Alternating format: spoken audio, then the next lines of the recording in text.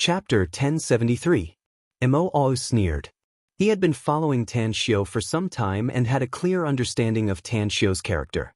Although he didn't know the specific reason, it was an unchangeable fact that House Dolan's people deserved to die. Therefore, even if Angelo took out more than $1 billion, it was likely that he wouldn't be able to change his fate. Online transfer. Mo took out a computer from his interspatial ring and came to Angelo Dolan. Angelo was shocked when he saw Mo take out a computer as if he was performing a magic trick. He carefully observed Mo for a while before he took the computer. He then looked at Tan Xiu and said aloud, "I can transfer the money to your account now, but how can you guarantee that you won't kill me?" Tan Xiu has always been a man of his word.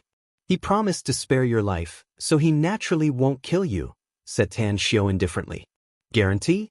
Words alone are no guarantee." Angelo Dolan was a bit restless inwardly, but he still gritted his teeth and transferred the billions of dollars he had deposited in the Swiss bank to the account Tan Xiu gave him. After the transfer was done, he asked, "Can I contact my father now?" "No hurry." Tan Xiu waved his hand and said, "Deal with the other things first. Will Art, since Angelo has transferred the money to my account, then shouldn't you also transfer the money? Don't tell me you're just teasing me. I'm a narrow-minded person, so I'll get angry." Will Art secretly felt a bit regretful. He had offended Angelo Dolan, yet Tan Xiu didn't want to kill him. Then he would have to be careful of him in the future. "I'll transfer the money now." Will Art took the computer and transferred $5 billion to Tan Xiu's account through more than a dozen bank accounts. Tan Xiu let out a satisfied smile. He didn't expect that he would get such a big harvest from chasing Angelo Dolan. The money they took out was nearly $7 billion. If it was converted into RMB, it would be more than 40 billion. It's better to be a bandit. It's easier to make money by robbing people. Tang Guang, send Angelo and his men to hell. I hope they can learn a lesson and never trust others easily in their next life. Tan Xiu sat back on the sofa and crossed his legs again with a smile. Mo put the laptop into his spatial ring and instantly appeared in front of Angelo. Before attacking him, two sword lights directly killed the two heavily injured old men. Only then did he control the immortal sword to stab at Angelo. Angelo spurted out a mouthful of blood and covered his pierced heart. Disbelief flashed in his eyes as he shouted, "Why? You've already taken my money, so why do you still want to kill me?" "I just said that I won't kill you, but I never said that my men won't kill you." Tan Xiu sneered. "The people of House Dolan deserve to die. The SOE company and the other armed forces controlled by your family must all be taken out." "Why?" Angelo felt a wave of dizziness hit him. He swayed his body and roared angrily. "You may be hailed as the most outstanding genius of House Dolan, but your status is still too low." Tan Xiu grinned. "You're not qualified to know." Angelo fell to the ground and twitched. Half a minute later, he breathed his last and died. Fear filled Will Art's eyes. He didn't expect that Tan Xiu would turn hostile like flipping a book. He was still smiling when he asked for money, but now he directly ordered his men to kill Angelo. If Tan Xiu ordered his men to kill him, then, plop, Will Art knelt on the ground and shouted with fear on his face, "Please spare my life, Mr. Tang. There's no enmity between us. I threatened Mo and Kawako back then because of their abilities. As long as you spare me, I'm willing to pay you $5 billion after I go back. I'll definitely send it to your account within 3 days." Tan Xiu floated up and trod on the void as he came to Will Art's front step by step. He looked at the begging expression on his face and smilingly said, "You don't need to be afraid, Will Art. I said I won't kill you, so I naturally won't kill you with my own hands. Of course, I also understand the principle of not going too far. You've already given me $5 billion, so your safety is guaranteed. As for the subsequent $5 billion US, forget about it." Will Art was now afraid that Tan Xiu didn't want the money. Upon hearing Tan Xiu's words, his heart felt like falling into an ice hole and he bitterly said, "Mr. Tang, what else do you need?" Raising his hand and stroking his chin, Tan Xiu said, If I didn't hear it wrong, Angelo Dolan seems to have just made a deal with you. It's a diamond mine in Africa, right? That's right. Will Art nodded without hesitation and said, House Dolan just seized a large diamond mine in Africa not long ago. It's a mine with a huge reserve of diamonds. If all of them are mined, it will impact the world's diamond market and prices. A glint flashed in Tan Shio's eyes as he smilingly said, House Dolan snatched that mine, so why can't we snatch it from them? You've seen my strength, and I can tell you now that these men of mine are just a few of my countless men. I can even send a stronger team of cultivators if I want to. Will Art stared blankly and probed, Honorable Mr. Tang, you mean we'll join hands to snatch the Dante Diamond Mine from House Dolan? And then we'll redistribute the profits? Tang Shio raised his 5 fingers and lightly said, Let's split it 50-50. Will Art's eyes lit up and he immediately said aloud, 30-70. You get 70% of the profits, while our house Art gets 30%. What do you think? I told you 50-50. Tan Shio smiled. If you're willing, we can plan to seize the Dante Diamond Mine now. I agree. Will Art naturally didn't mind earning too much. What he cared about now was his own safety. Take your men to my liner. Tang Shio waved his hand and said, All right. I'll deal with the matter at hand and then go find you. All right. Will Art wasn't afraid of Tan Shio playing any tricks. If Tan Shio wanted to kill him, he wouldn't need to play any tricks and could directly kill him now. On the deck, Tang Shio watched as Will Art and his 4 men disappeared from the cabin door of the liner he boarded. His eyes slowly shifted to Angelo Dolan's body and he gently kicked his waist with his toes. Then he coldly said, Your life, the lives of the genetic warriors of the SOE company, and the billions of dollars you transferred to me. Consider it as the interest you owe me. I'll get my capital back from your House Dolan in the future. I hope you're all alive and well now. After a while, Tan Shio returned to the liner he took. As the liner slowly left, the 2 luxury liners exploded 5 or 6 nautical miles away. Sitting in the cabin, Will Art watched the scene of the 2 luxury liners exploding. His heart fiercely twitched a few times. His loss this time was too big, more than what he had earned in the last 5 years. Furthermore, even if he could go back alive this time, there would be a lot of trouble waiting for him. Sect Master. Mo Awe quickly came to Tan Shio's side and said in a low voice, I've released the 4 models and some irrelevant people as per your order. There are 4 kayakers in total, but the chance of them reaching the shore alive is almost 0. They've encountered such an incident, so it's not a big deal for them to die, said Tan Shio lightly. It's just that the kayakers can't row to the nearby islands. Mo said, There will be a storm on the sea in 20 minutes at most. The island nearest to the sea area is also 300 to 400 nautical miles away. Plus, there are many sharks nearby, so they're dead for sure. If they die, then so be it, Tan Shio indifferently said. They're not chaste women, nor are they good people.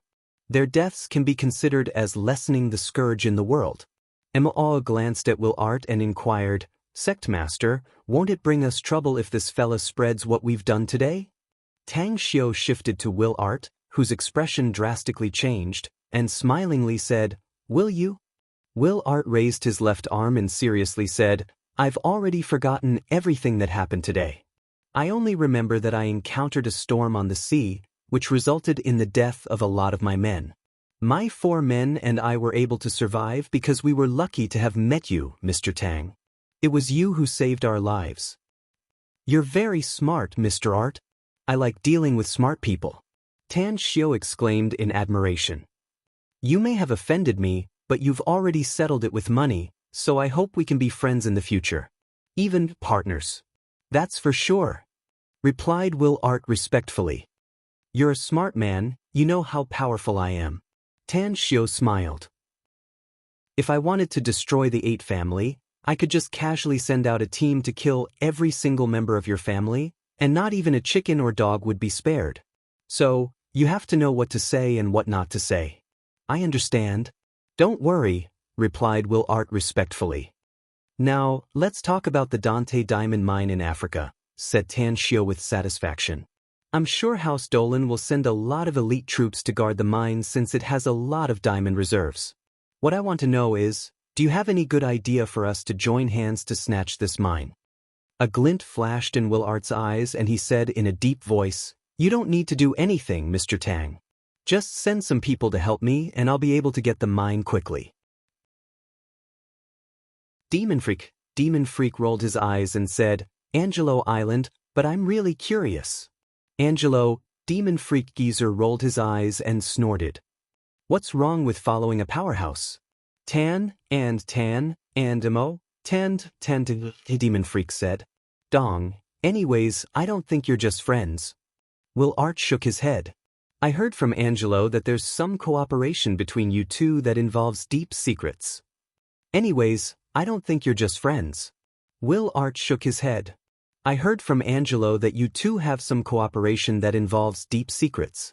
A cold light flashed in Demon Freak's eyes and he coldly said, "It's indeed a secret in the eyes of outsiders, but it's not a secret to me anymore. I can tell you if you want to know. A large part of the genetic warriors developed by House Dolan's secret research lab are due to my efforts. Besides, I also have the formula of the gene agent." Will Art's expression changed and he vigilantly looked at Demon Freak Geezer. "What do you mean? Why are you telling me this?"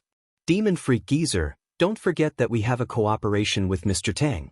Mr. Tang will be very angry if you dare to act recklessly." Demon Freak Geezer glanced at him and disdainfully said, "I already knew that you're up to no good, brat. But I didn't expect you to have so many bad intentions." "That's right. I dare to tell you this because I want to kill you. It's just that you're threatening me with Tan Xiao, which makes things a bit difficult for me. Tell me, should I kill him or not?" Will Art was shaken. Will Art's heart trembled. If his 4 subordinates weren't injured, he might still have the confidence to protect himself. But now, his 4 subordinates were seriously injured and he wasn't a match for Demon Freak Geezer at all. Therefore, he secretly regretted stirring up trouble just now. What should I do? Am I just going to sit and wait for death? Will Art suddenly had an illusion that he had just escaped from the tiger's mouth and then fell into the wolf's den. "You're not loyal to Tan Xiao, Demon Freak Geezer?" Will Art was ready to gamble, so he asked with a vigilant face. "Loyal?" Demon Freak Geezer sneered. "Tan Xiao did show his formidable strength and forced me to bow my head. But he must come up with more valuable conditions if he wants me to be loyal to him. Of course, the benefits he's giving me now are also enough to make me loyal to him. Since you're doing this for your own benefit, then how about we talk about a deal?" Will Art nodded. "You're very smart. No wonder you've been recruiting troops all over the world all these years and secretly cultivating your own strength." Demon Freak Geezer gave him a thumbs up and praised. "I'm really curious now, Will Art. How much power do you have behind the scenes?" "The power I have is so much that many people can't even imagine it," said Will Art. "It's just that I lack powerhouses like you." Demon Freak Geezer sneered. "That's for sure. How can a powerful powerhouse like me be willing to be loyal to others? Money has no meaning to us at all. Although power and authority can attract us, it's not as important as being strong. As for beauties, this old man has lived for hundreds of years and has seen all kinds of beauties. Do you think I care about beauties?" Will Art's expression turned a bit ugly. After a long silence, he said in a deep voice, "Everyone has needs as long as they're human. You can ask for what you want, and I'll get what I need." Demon Freak Geezer squinted his eyes and carefully observed Will Art. Then he gave him a thumbs up and praised, "You're very ambitious. You're the most ambitious young man I've ever seen. Besides, your luck is very good, so good that even I can't help but applaud you. That's right. There's indeed something I need in this world. I'll naturally sell you the gene elixir if you can satisfy me." "I want the formula of the elixir," said Will Art in a deep voice. "Do you think that's possible?" sneered Demon Freak Geezer. Will Art's breathing stagnated and he finally looked a bit helpless. In fact, his heart was as clear as a mirror. Demon Freak Geezer having the formula of the elixir was tantamount to grasping a gold mine. The geezer would never sell the formula to him unless he offered a higher price than the gold mine. "Tell me what you need." "Herbs. I need a lot of precious herbs," said Demon Freak Geezer. If you don't know which herbs are precious, you can send someone to China to find some Chinese medicine books that have records of precious herbs. Of course, I'm sure you already know some of them, such as the Millennium Wild Ginseng, Millennium Snow Lotus, Golden Pearl, Red Lily, and many others. A horrified look appeared on Will Art's face as he asked in a deep voice, "How do you know about the Golden Pearl and the Red Lily? Have you forgotten who my former companion was?" Sneered Demon Freak Geezer. Will Art's pupils shrunk and shock filled his eyes. He knew who Demon Freak Geezer's former companion was. It was none other than the famous old devil of the dark world, Tao Master Poison. That geezer was highly toxic and good at using poisons. Almost no force dared to provoke him. However, what made Will Art curious was why Tao Master Poison didn't appear this time. It must be noted that Tao Master Poison and Demon Freak Geezer had always been inseparable. Wherever Demon Freak Geezer appeared, Tao Master Poison's shadow would also follow him. But where was he? Where was Tao Master Poison? Demon Freak Geezer rolled his eyes as though he had seen through Will Art's thoughts. Then he lightly said, "Don't look. Tao Master Poison's life is bad and he's already dead." What? Will Art was aghast and exclaimed, "You mean Tao Master Poison is dead? How is that possible? Who would be able to easily kill him with his poison skills?" Demon Freak Geezer raised his brows and lightly said, "I thought you were very smart, but I didn't expect you to be unable to figure out this problem." Will Art stared blankly for a moment before the horror on his face slowly disappeared. He pondered for about half a minute before he looked up and said with difficulty, "You mean, the one who killed Tao Master Poison is Mr. Tang? Who else could it be but him?" Demon Freak Geezer sneered. "That guy, forget it. Let's not talk about that evil guy anymore. Let's talk about our deal. If you're willing to cooperate with me, not only will I not kill you, but I'll also protect you in many cases." "I agree," replied Will Art decisively. He had no other choice at this moment. Only a dead end awaited him if he didn't agree. But if he agreed, not only would it not bring him any harm, but he would also get some benefits instead. And those benefits were the genetic agent. He was indeed an ambitious young man. His family didn't belong to any force and was incomparable to the top 3 forces in the world. However, he believed that he would have a force that could surpass those 3 super forces sooner or later through his own efforts. Demon Freak Geezer, let's talk about the details. Will Art cautiously looked at Demon Freak Geezer. He was smart and had always been cautious. It had been many years since he lowered his guard and made a mistake, resulting in him nearly dying in this vast sea. Chapter 1075. Demon Freak Geezer looked solemn and said in a deep voice, "We can talk about the details, but you must promise me something first. Also, you must keep your promise, else I'll find you even if you hide in the most secret place in the world and assassinate you like crazy." Will Art's breathing stagnated. He was very concerned about Demon Freak Geezer's threat, so he nodded and said, "Speak. What is it?" "Tan Shio must never know about our deal," said Demon Freak Geezer. "He may be loyal to me for the time being, but that's because he can give me what I want. The deal between us must be kept a secret and not even the slightest bit of it must be leaked." Will Art nodded repeatedly. This was also what he wanted to say. In the contents of the transaction, medicinal ingredients were only a small matter. He had many subordinates, and it was easy for him to search for precious medicinal ingredients. However, things like gene medicines were extremely rare. He had to monopolize the gene medicines and use them to nurture a large number of genetic warriors for his own use in the future. "I accept." Deal. As the 2 men reached an agreement, they let out satisfied laughter. 9 Dragons Island. Cheng Yannan sat on the top of the palace in boredom, basking in the warm sun and enjoying the gentle breeze. However, she felt that this kind of leisurely life could not be compared to the time when she was in the South China Sea. There were too many restrictions on 9 Dragons Island. Even if she wanted to go there and take a stroll, she would be stopped by many mysterious guards. "What the hell is Tan Shio doing? He hasn't even settled me down yet he directly left 9 Dragons Island. Didn't he say he would train me specifically?" Cheng Yannan grabbed a few melon seeds from the plate at the side and looked at the sea in the distance. Whoosh, her figure flickered lightning fast and instantly appeared beside Qing Yenan. Gu Yin grabbed a melon seed from the plate, threw it into her mouth and smilingly said, "You're really enjoying yourself, big sis Yenan. Don't you need to cultivate?" Qing Yenan rolled her eyes and snappily said, "What do I need to cultivate? I've been practicing the cultivation technique I got for several days, yet I can't even cultivate true essence." Gu Yin laughed and said, "How can quintessential essence be cultivated so easily? However, your body should have the energy produced by the ability, right? How do you control that energy and circulate it according to the cultivation route? Master once said that there are countless types of energy in the world, but as long as you can use them, they are all good energy." Cheng Yannan's eyes lit up. She immediately patted the back of her head and exclaimed, "Oh, why didn't I think of that? Baby Inin, you are really too smart. Just you wait, I'll try to cultivate now. If I succeed, I'll definitely bring you to enjoy the scenery in the sky when I'm able to fly." "Big sis Yenan, I don't need you to take me to the sky to enjoy the scenery. I can go up by myself." Gu Yin giggled. Cheng Yenan confidently said, "Baby Yin, just wait and see. I will definitely be able to fly to the sky earlier than you." Hee hee. Gu Yin let out a bell-like laughter, and as her slender arm wrapped around Cheng Yannan's waist, they instantly soared into the sky.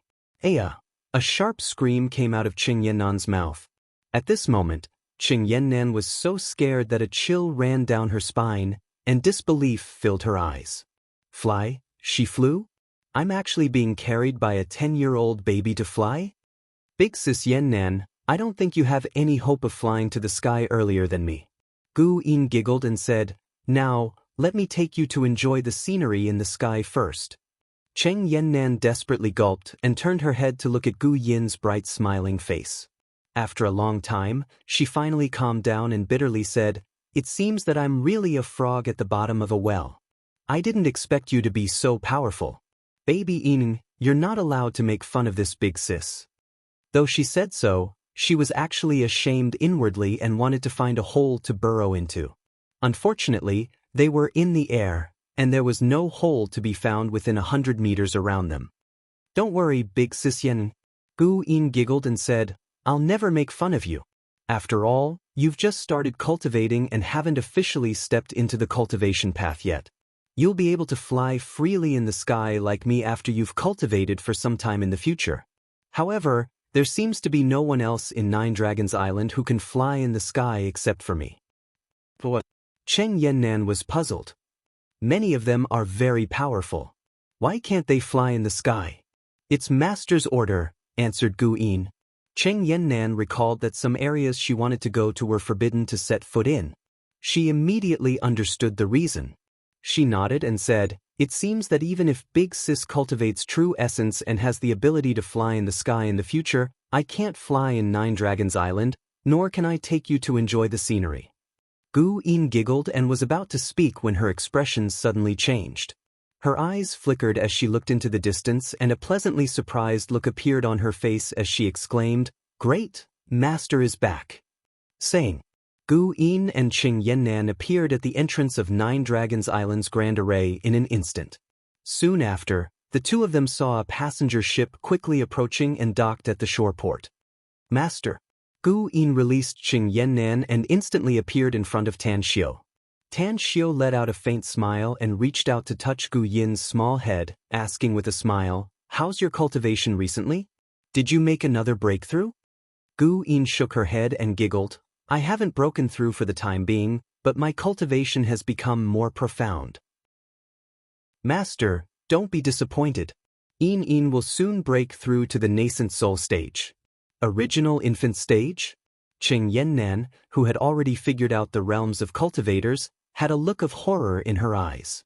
She had never dreamed that Gu Yin, who was only 10 years old, was about to break through to the nascent soul stage.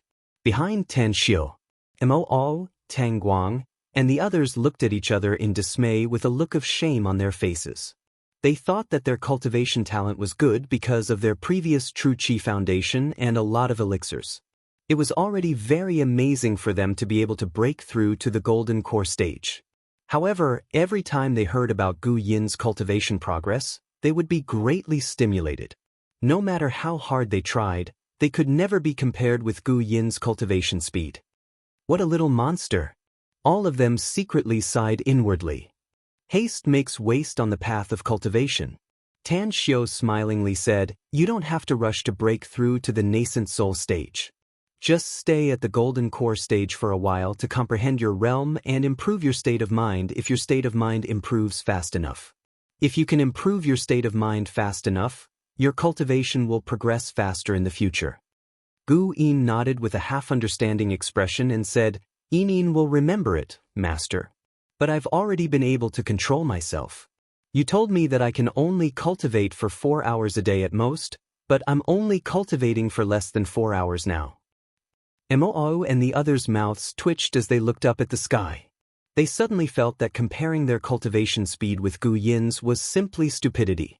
Her cultivation speed made them feel ashamed to face the elders of Jiangdong. Tan Xiao patted Gu Yin's shoulder and shifted his eyes to Qing Yannan.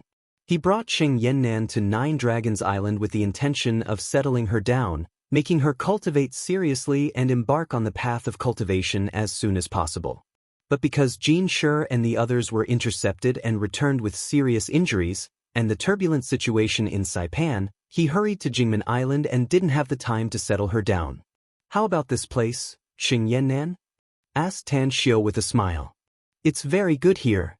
Qing Yannan nodded and said, "But it's boring to do nothing." "You won't feel bored now that I'm back," said Tan Xiao with a faint smile. "I'll escort Qing Yannan to the training base and let her train and cultivate with the children. Also, get some cultivation resources for her. Once she breaks through to the qi refining stage, tell her to take the medicinal pills." "Understood." Moo complied and shifted his gaze to Qing Yannan. Qing Yannan was a bit excited after hearing Tan Xiao's arrangement. She had been looking forward to the training for a long time, and now that she finally got the arrangement, she couldn't wait to rush over there. In addition, Gu Yin's previous reminder had also made her feel enlightened, so she was eager to try it out. Tan Xiao shifted to Tang Guang and the others and said, "Kawako, stay here. Everyone else is dismissed." Quickly, Tang Guang and the others left, leaving only Tan Xiao and Kawako Yamamoto, who wore a respectful expression. Tan Xiao strode toward the palace and lightly said, "I didn't expect that your cultivation speed would be so fast to break through to the golden core stage so early, but you've never cultivated in the sect. You haven't been cultivating in the sect and have been exploring on your own. So, in the next few days, I will teach you the knowledge of cultivation and help you absorb all the medicinal power that has accumulated in your body." "I'll follow your arrangement, Sect Master," said Kawako respectfully. Tan Xiao let out a faint smile and led Kawako to the palace. After having a simple meal and changing his clothes, he took her to the beach again. "Get on the boat." Tan Xiao jumped on a speedboat and called out after it started. Kawako didn't hesitate and jumped on the speedboat. Tan Xiao then took her outside the island's protective array. A few minutes later, Tan Xiao anchored the speedboat on the sea. "What are you doing, Sect Master?" Kawako looked at Tan Xiao with a puzzled expression and asked. "Jump into the deep sea and sink with all your might," said Tan Xiao lightly. "Remember, you must reach the limit that you can withstand at least." After saying that, energy fluctuations appeared around Tan Xiao as he quickly jumped off the speedboat and sank into the sea. Kawako didn't know about Tan Xiao's training method for her, but she still gritted her teeth and jumped into the sea. At the same time, she released her true essence to push the seawater half an inch away to ensure that her clothes wouldn't get wet. 50 meters. 100 meters. 200 meters. When the depth reached 200 meters, Tan Xiao stopped and calmly waited. It didn't take long before Kawako appeared in front of him. "Can you continue?" Tan Xiao transmitted his voice to her. Chapter 1076. The true essence released by Kawako had been forced back into her body by the tremendous pressure of the seawater, yet she couldn't speak because seawater would pour into her mouth once she opened her mouth. With no other choice, she nodded with difficulty while withstanding the tremendous pressure. "Since you can still nod, it proves that you haven't reached your limit yet," Tanshio transmitted his voice to her. Keep going down and stop only when you reach the critical point where you can't bear it anymore. Kawako, who was already very uncomfortable at the moment, felt a chill inside when she heard Tanshio's voice transmission. She didn't know how Tanshio would train her, but she had a faint premonition that she was about to face an inhuman torture. Sure enough, when Kawako sank to 260 meters, her graceful body began to tremble violently. Blue veins bulged on her forehead and her retinas were faintly bloodshot. I can't stand it anymore. Kawako finally stopped. Although the surging true essence in her body prevented her from being crushed into a meat patty by the seawater pressure, she had lost the strength to even speak. In fact, there was even true essence in her eyes, working hard to protect her eyes from the pressure of the seawater. Tanshio, who was closely following Kawako, immediately transmitted his voice to her upon seeing her stop. If you think this is the critical point you can bear, then stop here and circulate the true essence in your body with all your might. Try to extract the spiritual chi from the seawater to replenish your true essence as much as possible. Kawako didn't answer, but she followed Tanshio's instructions and frantically circulated the true essence in her body, causing it to rush to the meridians in her limbs and bones. What made her helpless was that she could clearly feel the consumption speed of her true essence. But when she tried to sense the spiritual chi contained in the seawater and absorb it, she found that the absorption speed was far slower than the consumption speed. 10 minutes. I can only persist for 10 minutes at most if I cultivate at this depth. Once the time passes, I'm afraid that the true essence in my body will be completely consumed. Once the true essence in my body is consumed, only death awaits me if I can't leave the seabed in time. These thoughts flashed through Kawako's mind, but she still tried her best to persist. She believed that Tanshio would not harm her, because if Tanshio wanted to harm her, he did not need to use such a method. As long as Tanshio wanted to, she would probably die without a burial place. In the blink of an eye, 6 minutes had passed.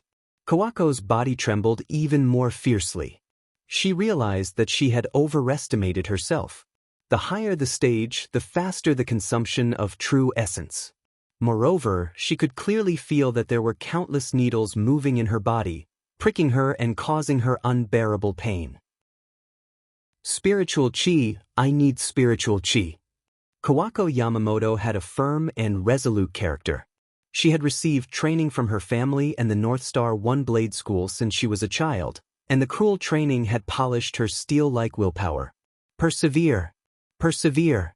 Just as Kawako felt dizzy from the pressure and her consciousness was about to collapse, a warm feeling suddenly gushed out from every part of her body that was aching. It was as though a mother's warm hand was soothing the pain in her body. At this moment, countless warm currents converged in her dantian. In just a few seconds, it was like the transformation from hell to heaven.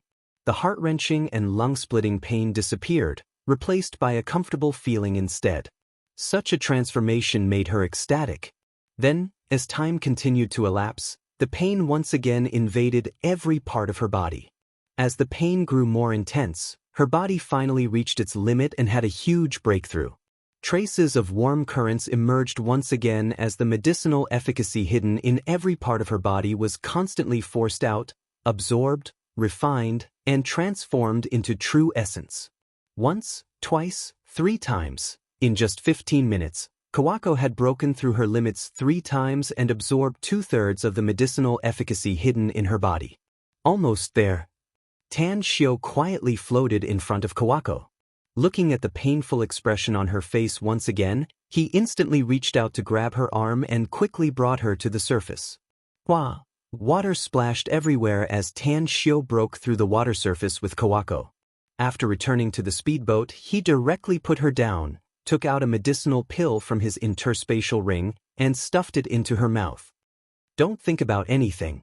Empty your mind and cultivate according to the cultivation technique. Kawako sat cross-legged on the ground. She didn't even open her eyes from the beginning to the end. As she continued cultivating, she found that she could sense the heaven and earth spiritual chi more clearly. As her mind gradually emptied, she found that she could even detect some energy outside of the heaven and earth spiritual chi. Like a silk being peeled from a cocoon, she quickly plundered it. Kawako's body emitted a suction force that continuously absorbed the drifting heaven and earth spiritual chi into her body. For hours later, an intense surprise flashed in Kawako Yamamoto's eyes the moment she opened them. She floated up and then knelt on one knee, placing her right fist on her left chest and respectfully saluted. "Thank you for your nurturing, Sect Master. I can feel that I've made great progress after just one cultivation session. I've almost reached the mid-stage of Golden Core. I'm sure I'll be able to break through to the late stage of Golden Core if I keep cultivating like this." "Very good." Tang Xiu let out a faint smile and said, "Your performance is better than I expected. It seems that your willpower is very strong. If he wanted to go further on the path of cultivation, he would need to have this kind of determination. Today's underwater training will end here. Next, you will need to undergo another type of training." "What kind of cultivation?" asked Kawako hurriedly. Being trained by Tan Xiu was very painful. She was also pleasantly surprised by the benefits. Hence, she was willing to undergo such a cruel training. Tan Xiu raised his arm and moved lightning fast. After sealing several important acupoints on Kawako's body, he indifferently smiled and said, "True essence is abundant, but if your physique is weak, your body won't be able to bear the true essence and will eventually explode and die. You're different from Ao and the rest. They have undergone countless training sessions to strengthen their physique, but you haven't. That's why I found that your physique is too weak. What you need to do next is the weight-bearing training, which is even more cruel. It will polish your willpower, destroy your nerves, and temper your body. Prepare yourself mentally, else you'll be tortured and driven crazy by the pain of the training." Kawako's expression changed, and she looked at Tan Xiu with a bit of fear. She knew that the following training sessions would be very cruel, but she didn't expect it to be this cruel. It seemed that the physical training was not just a physical pain. "Master!" In the distant sky, Gu Yin turned into a streak of light and dashed toward the speedboat. Tan Xiu slightly furrowed his brows and looked at the sprinting Gu Yin. He was silent for a few seconds and then asked after she appeared in front of him, "Why did you come out? Is there something urgent?" "It's fortunate that you didn't go far, Master," said Gu Yin. "Otherwise, I wouldn't have been able to find you easily. It's Big Sis Yenin. She's looking for you." "Why is she looking for me?" asked Tan Xiu. "Didn't I tell Ao to take her to the training base?" "You'll know when you get there, Master." Gu Yin giggled. "Big Sis Yenin, she's angry. She wants to leave Nine Dragons Island and go to the South China Sea to plant herbs and raise fierce beasts." With his keen mind, Tan Xiu immediately realized that the root of the problem was the moment he heard Gu Yin's words. Inadvertently, a strange smile appeared on his handsome face as he nodded and said, "Let's go back and have a look first since she's in a bad mood. This girl needs to be polished well if she wants to become someone great." "Master, Sister Yannan is actually very powerful," said Gu Yin with a smile. Tan Xiu smiled and said, "Don't put in a good word for her, and don't always look at her. If you have time, you should learn more and help your mother. She's old, and her cultivation talent is not good enough. If she wants to become strong in the future without special care, it will be difficult for her to get the chance to leave with us." Gu Yin's expression slightly changed and she immediately replied respectfully, "I understand, Master." Immediately after, Tan Xiu returned to Nine Dragons Island with Gu Yin and Kawako Yamamoto. Before the speedboat reached the shore, Tan Xiu was already standing on the speedboat and saw Cheng Yannan standing angrily on the shore as well as the helpless Mo Ao. "Tan Xiu, did you do it on purpose?" Cheng Yannan said angrily when Tan Xiu jumped onto the shore. With a cold expression, Tan Xiu said in a deep voice, "Did you forget what I told you? You're not allowed to call my name in the future."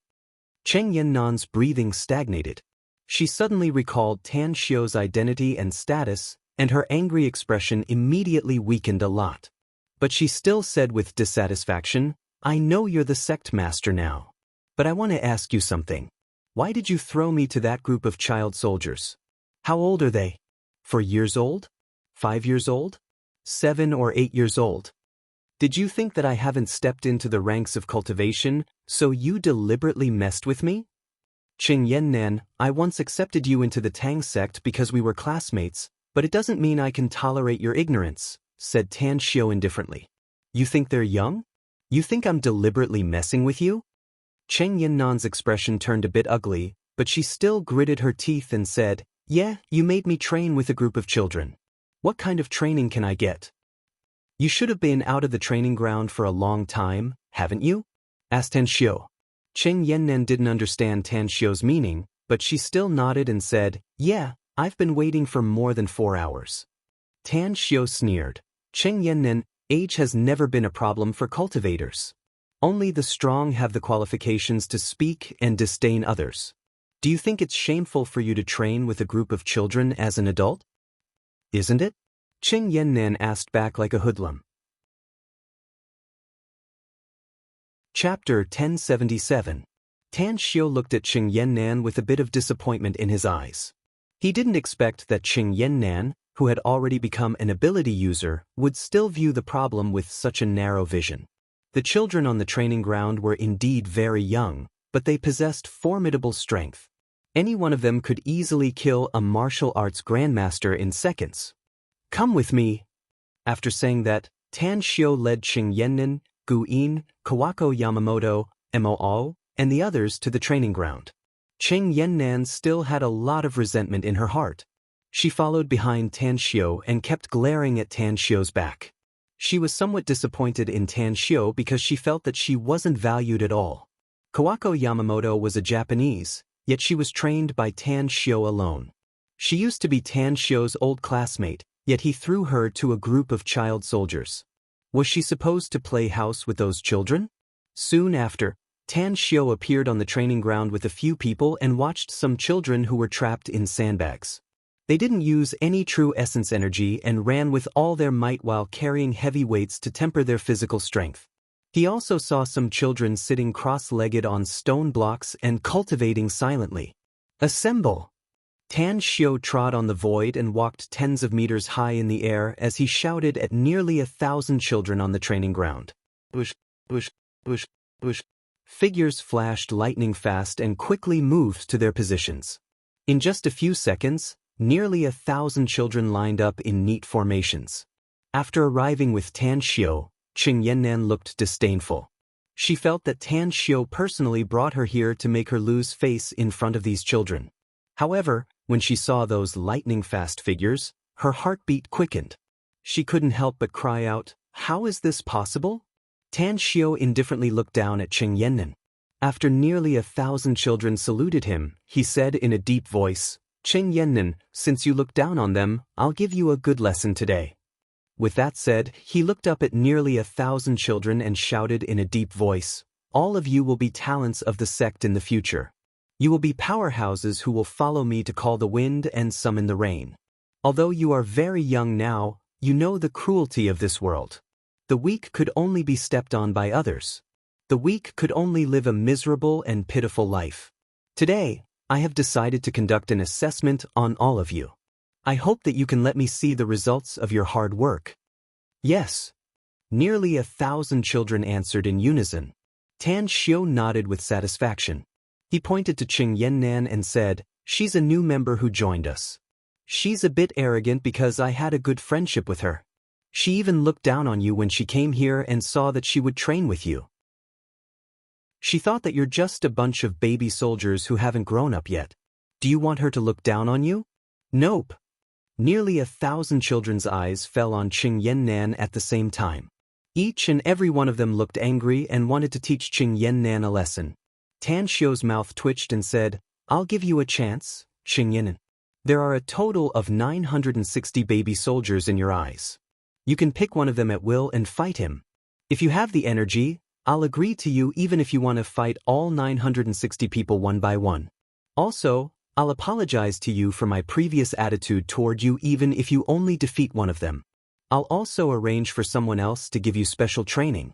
I'll even invest a lot of cultivation resources in you in the future so that your cultivation speed can advance by leaps and bounds and make you become a powerhouse. Cheng Yannan had just witnessed the speed of these children, and her heart was faintly beating like a drum. Upon hearing Tan Xiao's words, the anger that had just dissipated a lot returned to her chest. She glared at Tan Xiao and said, You want me to bully these children? You clearly know that I've awakened my special ability, and even 8 or 10 ordinary adult men are not my match. 8 or 10 adult men? Tan Xiu sneered. That's really amazing. Well then, pick anyone you like. I'd like to see how a powerful ability user like you is going to defeat these children. You? Qing Yannan was exasperated. She turned to look at the nearly 1,000 children and loudly said, "Come out and pick some of you. I want to see how capable you are after Tan Xiu's training." A thin and small figure quickly appeared in front of Qing Yannan. His speed was so fast that Qing Yannan didn't even have the time to react. She only saw a blur in front of her, and the person was already in front of her. "I'm Tang Jin. Please enlighten me."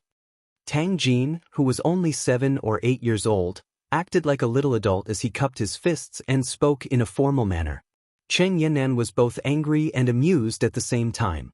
Although she was angry at Tan Xiu for fooling her, she really couldn't bear to hit this child in front of her. After hesitating for a while, she helplessly shook her head and said, "You're Tang Jin, right? Don't make trouble, kid. I just said those words out of anger. Don't worry, I won't hit you. Please enlighten me," Tang Jin said with a serious face. Qing Yannan didn't expect that the child in front of her would be so stubborn. She had already said those words, yet he still wanted to challenge her. How could she fight him? It would be shameful if she won, because she was only fighting a 7 or 8-year-old child. If she lost, it was impossible. How could she lose to a child? However, when she saw the solemn Tang Jin in front of her, she shook her head helplessly and said, "Brat, you're the one who wants to get beaten up. Then I'll teach you a lesson and let you know how to be a child and not know the immensity of heaven and earth." After saying that, she moved her feet, and with a speed that was faster than an ordinary person's maximum running speed, she appeared in front of Tang Jin in an instant. She even swung her fist at this moment. Although the strength she used was very weak, she was confident that her punch would land on Tang Jin's shoulder and cause him to sit on the ground and cry. An afterimage flashed and Qing Yannan's confident punch directly missed. How is this possible? Qing Yannan's complexion turned sluggish. Just as she was about to turn her head to look for Tang Jin, a huge force came from her back and punched her 7 to 8 meters away. She fell heavily on the ground and rolled a few meters away before coming to a stop. Cough, cough. Qing Yannan could feel the burning pain on her back and the turbulence inside her body. She quickly crawled up from the ground and looked at Tang Jin in disbelief. Tang Jin looked at Tan Xiu and said with a bit of disappointment, "She's too weak, boss. It's not challenging to fight her at all. Can I give up?" The smile on Tan Xiu's face turned thicker and he shot a teasing look at Qing Yannan. Qing Yannan's complexion instantly turned red and the anger on her beautiful face turned more intense. She shouted, "Tang Jin, how dare you look down on me? Just wait and see how I'll deal with you." She took 2 heavy breaths before pouncing towards Tang Jin. This time, she decided that she couldn't lower her guard. So, when she raised her fist and was about to strike Tang Jin, she suddenly felt her vision blur. Instantly, she felt an intense pain in her chest, causing her to suffocate, and her body flew backwards. Bim! Qing Yannan's body fell to the ground. Although the fall was not very painful, it set off monstrous waves in her heart. She was not stupid and was very smart. At this moment, she finally realized that Tang Jin's speed was too fast. Even if she didn't show any mercy, she was still no match for him. However, he was clearly a 7 or 8-year-old kid. Even if he had undergone training, it was impossible for him to have such a strong combat power, right? Tan Xiu waved to Tang Jin, motioning him to return to the team. Then he looked at Qing Yannan and smilingly said, "How was it? How could a child soldier in your eyes defeat you so easily?" "That's right. Did you hear what Tang Jin just said? He's saying that you're too weak and you're not challenging at all." Qing Yannan was so angry that she wanted to go crazy. She never dreamed that a 7 or 8-year-old kid could be so strong. She retracted her fierce gaze from Tang Jin and loudly said, "Tang, Sect Master, you must have deliberately let him come out. You already knew that he's very powerful, so you let him dampen my spirit, didn't you?" Tan Xiu disdainfully said, I just told you that these nearly 1,000 children can be your opponents if you want. They can accompany you to practice. No need. Cheng Yannan turned to look at the children. She was sure that Tan Xiu deliberately said that, hinting that the most powerful among them would attack her. You come out. Cheng Yannan pointed to the front of the team, a boy who was also 7 or 8 years old. The boy asked helplessly, "Can I refuse? I just saw your match with Tang Jin. You're too weak. It's really boring to fight with you." Cheng Yannan was instantly enraged. She had never expected that she would be despised by the kid in front of her just because she had just lost. That's right. He despised her. She was a dignified adult in her 20s and an ability user, yet she was despised by a 7 or 8-year-old child. This was really not giving her any face. "Brat, I'll beat you until you cry later," Cheng Yannan angrily said. The boy sighed and saluted, saying, "Since you want to fight me, then please enlighten me." "Enlighten you, my ass." Cheng Yannan roared inwardly and dashed toward the boy. Her speed had reached the limit, and she didn't even save any strength in her fist as she bombarded the boy with all her might. The boy's expression was calm as he also directly bombarded with his fist, which collided with Cheng Yannan's. However, his body remained motionless, while Cheng Yannan let out a blood-curdling scream and was sent flying backward again. This time, her fall was more miserable, especially since the left side of her face fell first and her eye was bruised. Chapter 1078. The boy didn't seize the opportunity to attack.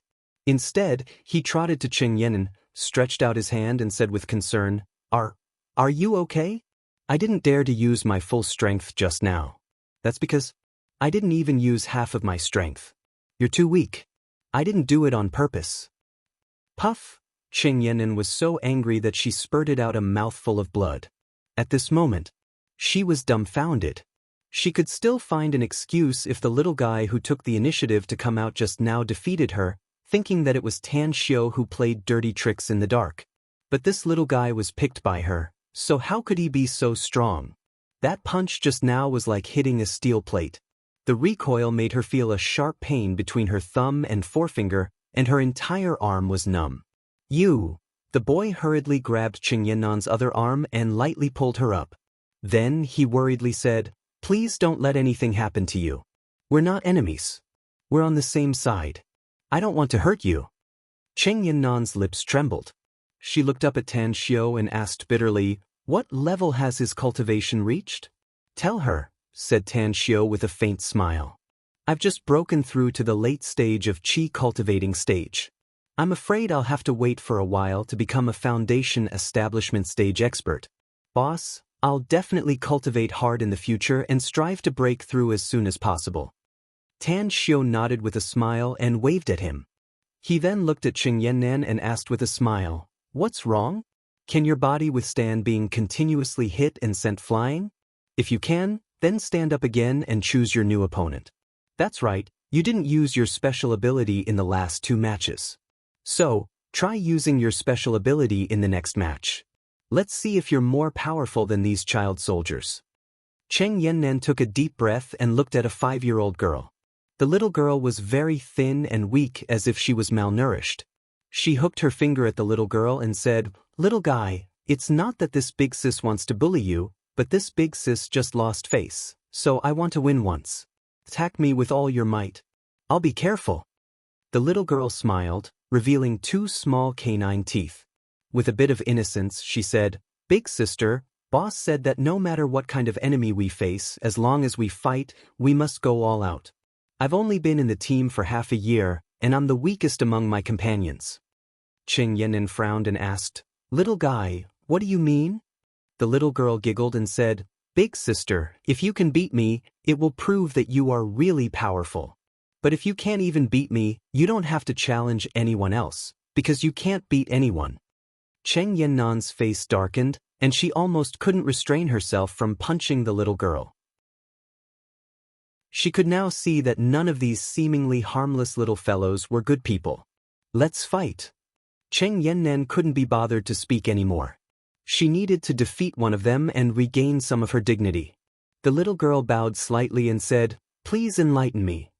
In order to regain more dignity, Qing Yannan said directly, you make the first move. Alright. The little girl hesitated for a moment and then looked at the left side of Qing Yannan's face. Then, she stared at the right side of Qing Yannan's face and said seriously, Big sister, I think the bruises on your face are not symmetrical, and it will ruin your beautiful appearance. I'll help you. I'll make you look good again. Her voice faded away. A pink little fist had already appeared in front of Qing Yannan. Just as her pupils contracted and it was too late for her to block or dodge, the pink little fist directly bombarded her right eye socket. Just as she was dizzy from the punch and retreated backward, the little girl followed her like a shadow and punched the right side of her face a dozen more times. Only then did she retreat with a bit of satisfaction. Ugh. When the little girl stood still and saw Qing Yannan lying on the ground, she suddenly revealed a dull look when she saw Qing Yannan loosening the right side of her face. Tan Xiu looked at Qing Yannan with a strange expression and then shifted his gaze to the little girl. Suddenly, he burst into laughter and said, There's no harm in letting you stay here to train, Qing Yannan. Even a little girl is qualified to be your teacher. Besides, you should know the truth that those who reach the pinnacle are the teachers, no matter what kind of industry it is. So stay here and train well. I'll send someone to add some ingredients for you. Pa. At this moment, Mo Au and Kawako's faces were also flushed and they quickly ran out of the training ground. They wanted to laugh, but they remembered that they would have to work with Qing Yannan in the future, so they could only hold it in. Only when they rushed out of the training ground did they burst into laughter. Qing Yannan crawled up from the ground with difficulty. Even though her face was burning with pain, she felt that her self-esteem had suffered a bigger blow. She lost. It was a crushing defeat. She originally didn't want to bully the little girl, but she was defeated 3 times in 3 matches and was beaten up by the 3 little girls. No, 3 times. Now, she finally realized how narrow her thinking was before. She used to look down on these children, but now she realized that she was too ignorant. Perhaps any one of these children could defeat him and beat him up very miserably. Tan Xiu. Sect Master. Qing Yannan looked a bit apologetic. She shot a deep look at the direction where Tan Xiu disappeared and then shouted, come back. After a short while, after laughing, Mo Au returned to the training ground and looked at the badly battered Qing Yannan. He tried his best to restrain his emotions and said, What's wrong? Don't you think it's shameful to train with them now? I was wrong. I misunderstood Sect Master, said Qing Yannan bitterly. I want to ask you to train me well and make me as strong as these children. Mo Au gave her a thumbs up and praised, It's great to know one's mistake and correct it. Since you have this intention, then let's officially start. But the first thing I want to tell you is that the next training will be very tiring and painful. You'll experience it later that every minute and every second is very hard to endure. What I want to ask is, can you persist? I can. Qing Yannan looked at the nearly 1,000 children. Mo Au nodded and shouted in a deep voice, Everyone is dismissed. Qing Yannan, go to the equipment room to get your equipment and report to me here in 5 minutes. Where's the equipment room? Asked Qing Yannan. Mo Au stared blankly for a moment and then said aloud, Tang Jin, take her to the equipment room and get a set of each equipment. You're responsible for training her from today onward according to the training you received when you entered the school. Remember, don't delay your cultivation. Understood. Tang Jin darted back not far away. Qing Yannan's mouth twitched a few times. She felt ashamed to be trained by a 7 to 8-year-old child. However, she felt much better after recalling Tang Jin's strength. On the 9th deserted island, Tan Xiu began his special training for Kawako after he brought her here. His training method was very cruel. He sealed several important acupoints in Kawako's body so that she could no longer use her true essence. Furthermore, he personally cut 10 stones from a stone mountain. The lightest stone weighed 300 caddies and the biggest one weighed 2 tons. He made Kawako carry the boulders on the 9th deserted island to do all kinds of training. However, more than a dozen Tang sect peripheral members stationed on the 9th deserted island saw Kawako gritting her teeth to endure the training. Aside from the usual patrol, they also joined the training. Even though their cultivation was not as good as Kawako's, Their physiques were not weak. Training, torture, growth. Just like Kawako, these people's strength kept improving under Tan Shio's training. Two Tang sect peripheral disciples even broke through during the training and became experts at the foundation establishment stage. Because of that, they were accepted into Tang sect and became official disciples of the sect. 7 days later, Kawako successfully absorbed all the medicinal efficacy accumulated in her body. After breaking through her body's limit again and again, she successfully became a late-stage golden core expert. During these 7 days, aside from supervising her cultivation, Tan Shio didn't slack off in his own cultivation. He had made great progress during these 7 days, but he still didn't activate his star essence divine ability. Don't worry. Tan Shio comforted himself. After returning to Nine Dragons Island, he spent 2 days to deal with some matters. He then arranged for Tom Reggie and Kawako to leave, while he took Tang 28 and rushed to China. Magic City. Tang Yunda was sitting in the study room of Blue Star Villa Complex, quietly reading a book in his hand. In front of him were 2 middle-aged men in black suits with respectful expressions. They were as motionless as stone statues. Ring, ring, ring.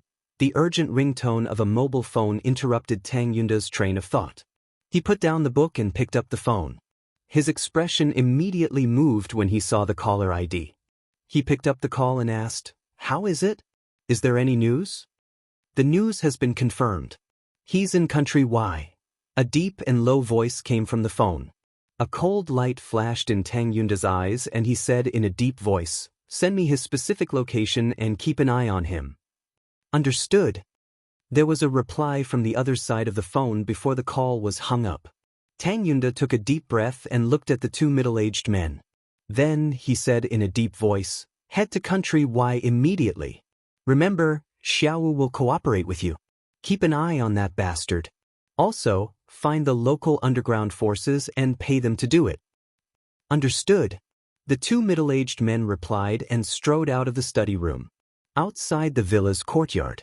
Just as Tan Shio took out the door card from his interspatial ring, he found that the courtyard's door was opened from the inside and 2 strong men came out. "For you." Tan Shio was sure that he had never seen these 2 men before, but it was very unusual for them to appear in his house. "Young Master Tang." The 2 men had seen Tan Shio's photo and naturally recognized Tan Shio's identity, so they respectfully greeted him. Chapter 1079. Tan Shio slightly furrowed his brows. But as he instantly released his spiritual sense, his furrowed brows smoothened out and he said with a faint smile, "You came with my father? Did something happen?" "Young Master Tang, our cargo ship was hijacked at sea.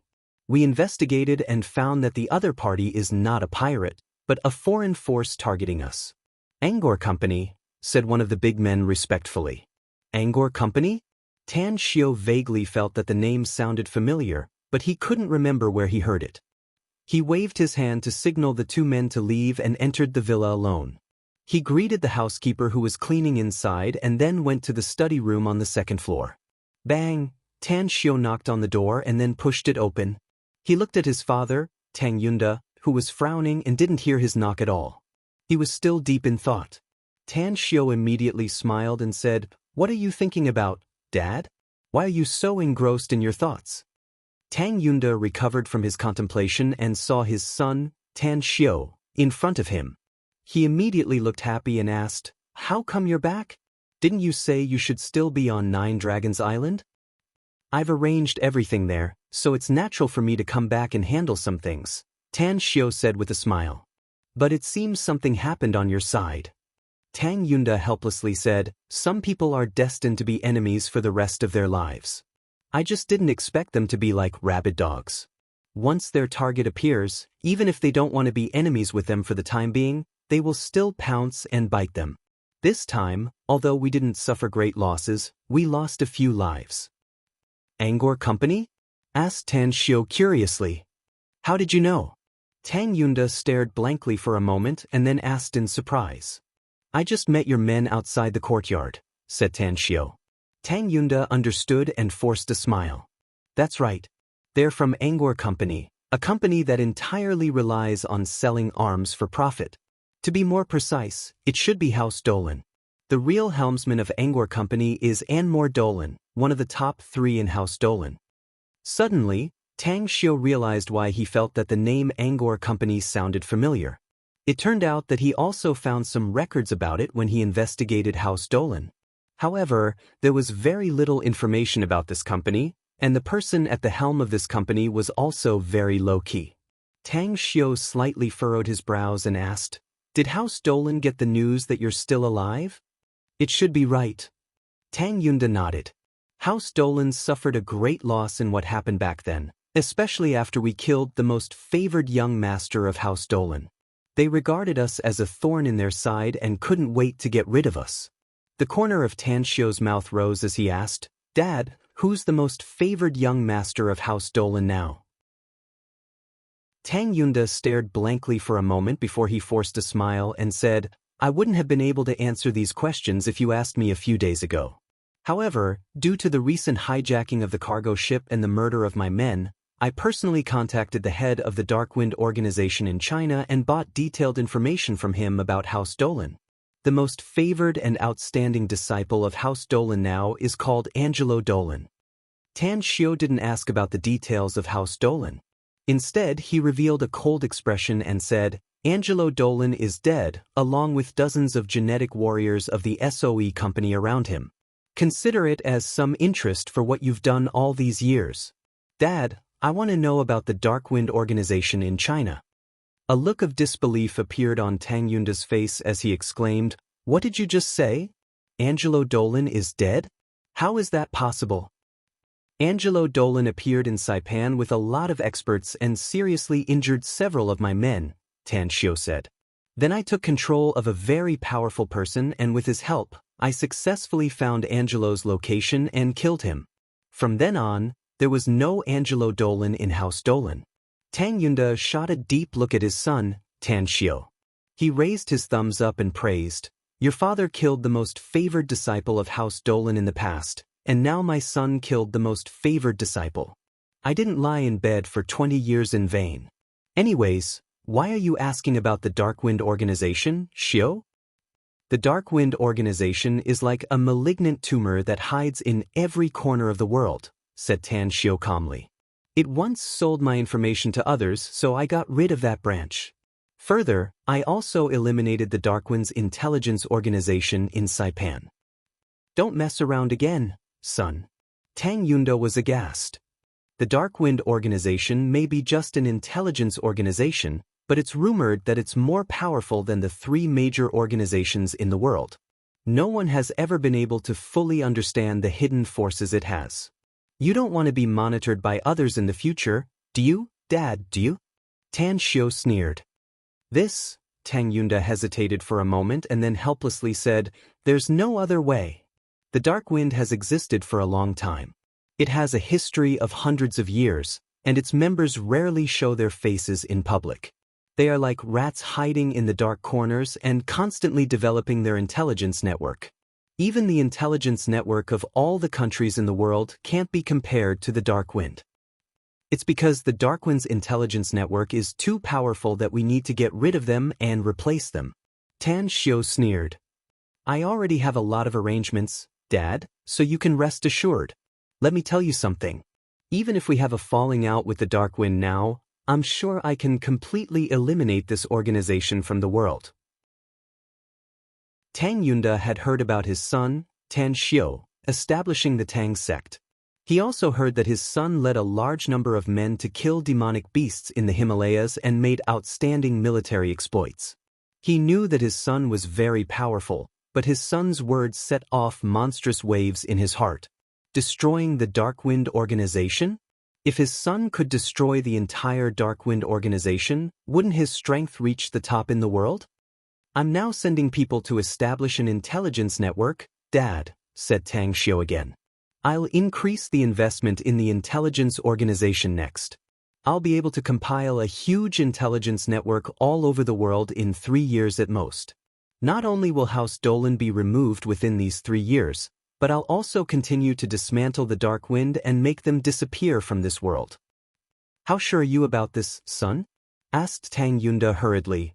100% sure, answered Tan Xiu with all seriousness.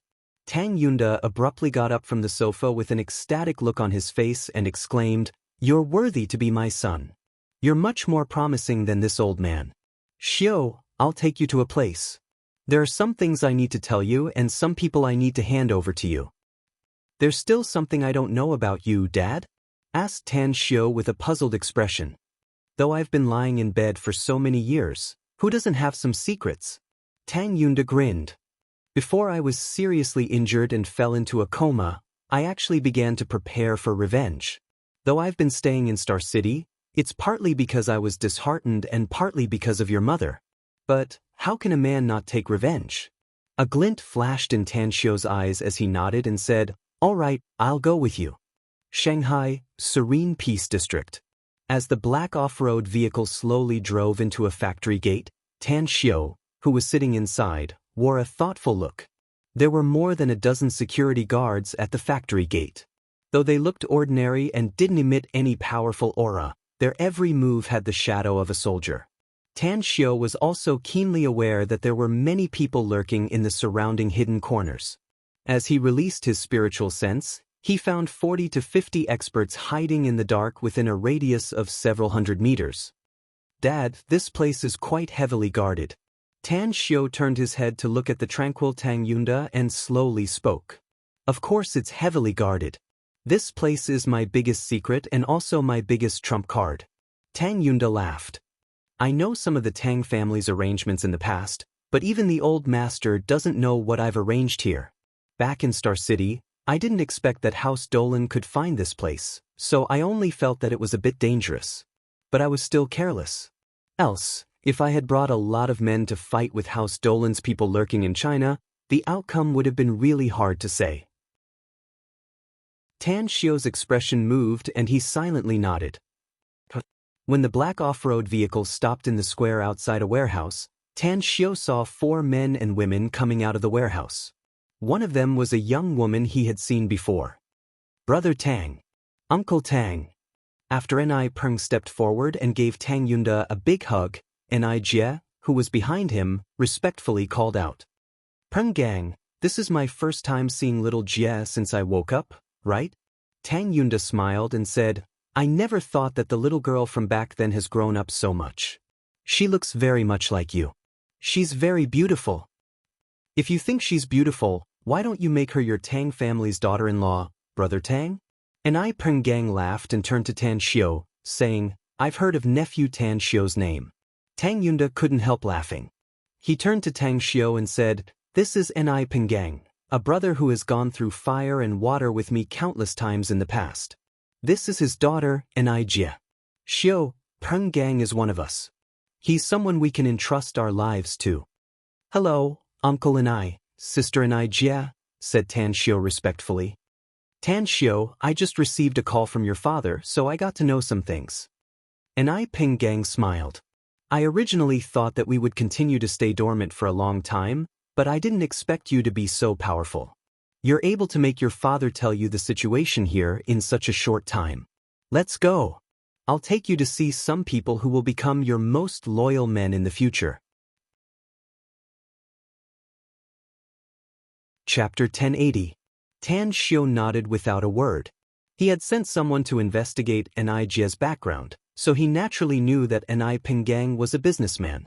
However, he didn't expect that he would have such a deep relationship with his father. As they walked toward the warehouse, Tang Yunda said, "Son, Penggang's older brother was once a brother who went through fire and water with me. His older brother followed me and lost his life on the battlefield, and the enemy was House Dolan. It's just that Penggang retired early due to some special reasons." Tan Xiu suddenly understood. He finally understood why his father's arrangement was still being carried out even after more than 20 years had passed. Killing intent flashed in Ni Penggang's eyes as he shook his head and said, "I was raised by my older brother. We brothers depended on each other for survival. I didn't expect him to leave so early. Therefore, House Dolan must be destroyed. All the clansmen of House Dolan must die." Tan Xiu halted his pace and looked at Ni Penggang's back. Suddenly, his figure appeared in front of him in an instant. He took out 4 silver needles from his interspatial ring and instantly pierced them into 4 acupoints on Ni Pengong's body. At the same time, he grabbed a sharp dagger and tore a bloody wound on Ni Pengong's lung acupoint lightning fast. Xiao! Tan Xiao! Upon seeing Tan Xiao's action, Tang Yunda and Ni Jie's complexion drastically changed and they involuntarily exclaimed. The faces of the 3 men and women in the surroundings turned a bit unsightly. They looked at each other in dismay and quickly retreated a few steps back. Tan Xiao ignored his father, Tang Yunda, and Ni Jie. Looking at Ni Pengong's countenance, Tan Xiao said in a deep voice, "I've noticed that there's something wrong with you since the first time I saw you. The killing intent is too heavy and has affected your heart and lungs. Although I can't see it now, you'll be affected and eroded by the murderous aura, resentment, and other negative emotions in 2 or 3 years at most if this trend continues to develop. Your brain nerves will be damaged and your heart and lungs will fail, and then you'll die in pain. Sit cross-legged and do as I say. Don't worry. You're my father's sworn brother, so you're my respected elder. I won't hurt you." Ni Pengong's expression quickly returned to normal. He believed in Tang Yunda because he believed that Tang Yunda's hatred for House Dolan was no less than his. Therefore, he also believed in Tan Xiao because Tan Xiao was Tang Yunda's son. Sitting cross-legged, Ni Pengong silently closed his eyes. Tan Xiao said in a deep voice, "You should be practicing Qigong, and the meridians you've opened belong to the cold attribute, so there's something wrong with your cultivation technique. If it was a woman cultivating it, there wouldn't be a problem. But for a young and vigorous man like you to cultivate this kind of cultivation method, it would be a big problem. Focus, calm your qi, and control the qi in your body to flow towards your lung acupoint. I have already opened an opening there. You have to expel all the cold yin qi in your body." Ni Pengong suddenly opened his eyes and stared at Tan Xiao, saying, "Nephew, once I expel all the cold yin qi in my body, my cultivation will be crippled. How can I become a cripple before I take my revenge? Please believe me, Uncle Ni." Tan Xiao shook his head.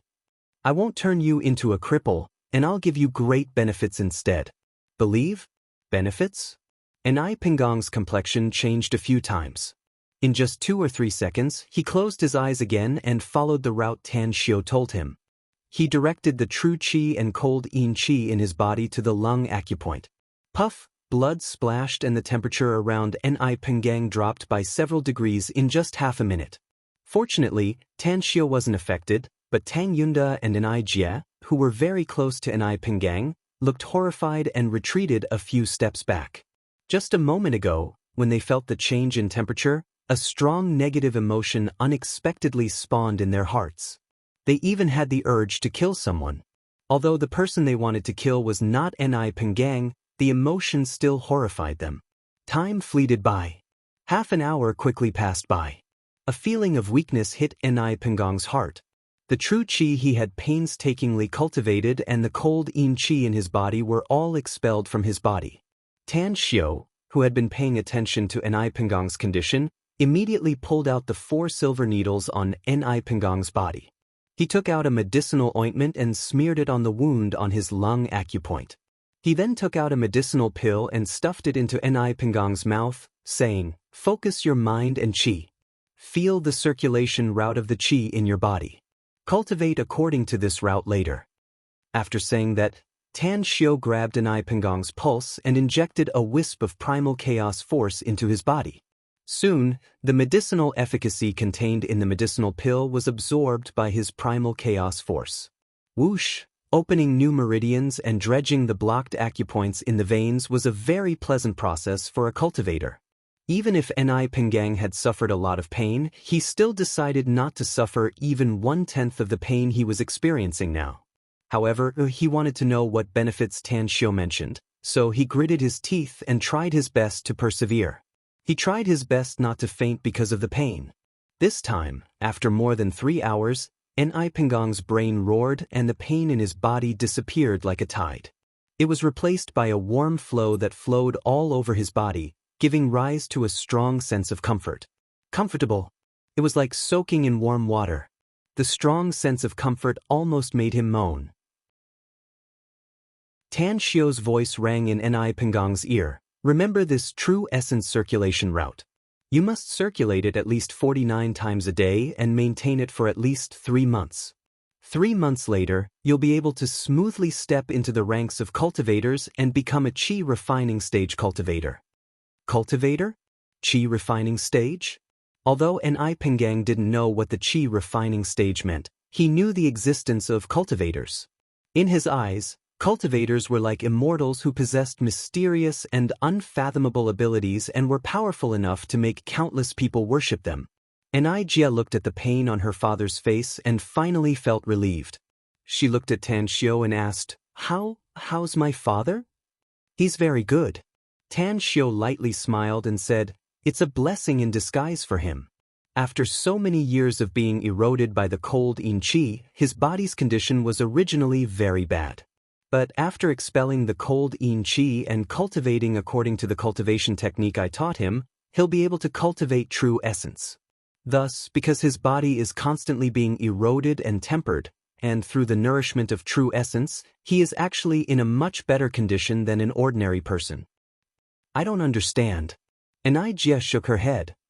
It doesn't matter if you don't understand. Tan Xiu lightly smiled and said, You just need to know that your father's body no longer has any hidden dangers. He'll even be better than before when he wakes up. Jia's lips squirmed a few times. She didn't quite believe it. She had clearly seen Tan Xiu's actions just now.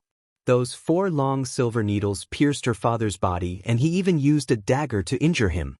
How could it be good for him? Night fell. As the cold air blew past her, Jia, who was wearing thin clothes, slightly trembled and her complexion turned a bit pale. Tan Xiu, who was sitting not far from her, secretly shook his head. He took off his coat and handed it to her, saying, Wear more clothes. Jia took the coat and nodded silently. Tan Xiu looked at Ni Penggang and found that his body moved. He immediately smiled and said, If my guess is correct, Uncle and I should wake up soon. Sure enough. Not long after Tan Xiu's voice faded away, Ni Penggang woke up from his cultivation. When his vision recovered, he saw Tang Yunda, Tan Xiu, his daughter Jia, and the others sitting in front of him. He directly jumped up from the ground and moved his arms to feel the power in his body. The way he looked at Tan Xiu suddenly changed. This power is very powerful. Ni Penggang said with a bit of excitement. It's an essence amassing pill, of course, it will bring you great benefits. Tan Xiu lightly smiled. Do you remember what I said before? According to this true essence circulation route, you'll need to circulate it for at least 49 times a day for at least 3 months. Ni Penggang firmly nodded. He then hesitated and asked, You also said that I can become a cultivator if I persist for 3 months, Tan Xiu? That's right. The cultivation technique I taught you is an immortal cultivation technique. Tan Xiu nodded. There's still a lot of content, so I'll teach you the entire set of cultivation techniques later. As long as you cultivate well, it won't be a problem for you to become an immortal and seek the Tao in the future. Become an immortal and seek the Tao? The corner of Ni Penggang's mouth twitched a few times. He felt that Tan Xiu's words were a bit exaggerated. It seems you're luckier than me, Peng. Tang Yunda laughed aloud. Xiu has taught me a cultivation technique for a long time, but I haven't been able to cultivate true essence until now. I've eaten a lot of good stuff, but it's useless. Ni Penggang's eyes instantly lit up. He rubbed his hands and looked at Tan Xiu, asking, About that, nephew. Do you still have the medicinal pills you just mentioned? Your uncle is getting old, so I'm afraid it won't be easy for me to cultivate in the future. My cultivation speed can be a bit faster with the help of medicinal pills. Tan Xiu took out a jade bottle from his interspatial ring and handed it to Ni Penggang with a smile, saying, There are 10 essence amassing pills inside, but don't take them for the next 3 months. Cultivation is like building a building. If the foundation is not solid, it's very likely that you'll suffer from qi deviation in the future. Uncle and I, you should know the saying that haste makes waste. If you don't take any medicinal pills and persist in cultivating for 3 months, you'll be able to easily crush martial arts grandmasters. Martial arts grandmasters? Easily crush them? Enai Pengang blinked and his heartbeat sped up several times. He then asked, "You're not lying to me, are you?" Chapter 1081. Tang Xiu couldn't help laughing and looked at Enai Pengang, whose face was full of expectation. He took out a cigarette and handed it to Enai Pengang and his father, lighting it for them. He then lit one for himself and slowly took 2 puffs. Then he smilingly said, "How could I possibly lie to you? Your current strength should be far beyond your previous strength. You can give it a try if you don't believe me." Enai Pengang hesitated for a moment and immediately looked at the 2 middle-aged men standing nearby. He waved at them and said, "Both of you are powerful experts. I could beat one of you in the past, but it was very difficult to deal with both of you at the same time. But now, I want to try fighting with both of you." The 2 middle-aged men exchanged glances. One of them then let out a strange smile and said, "Are you sure, boss?" Enai Pengang strode forward and hooked his finger, saying, "Come on.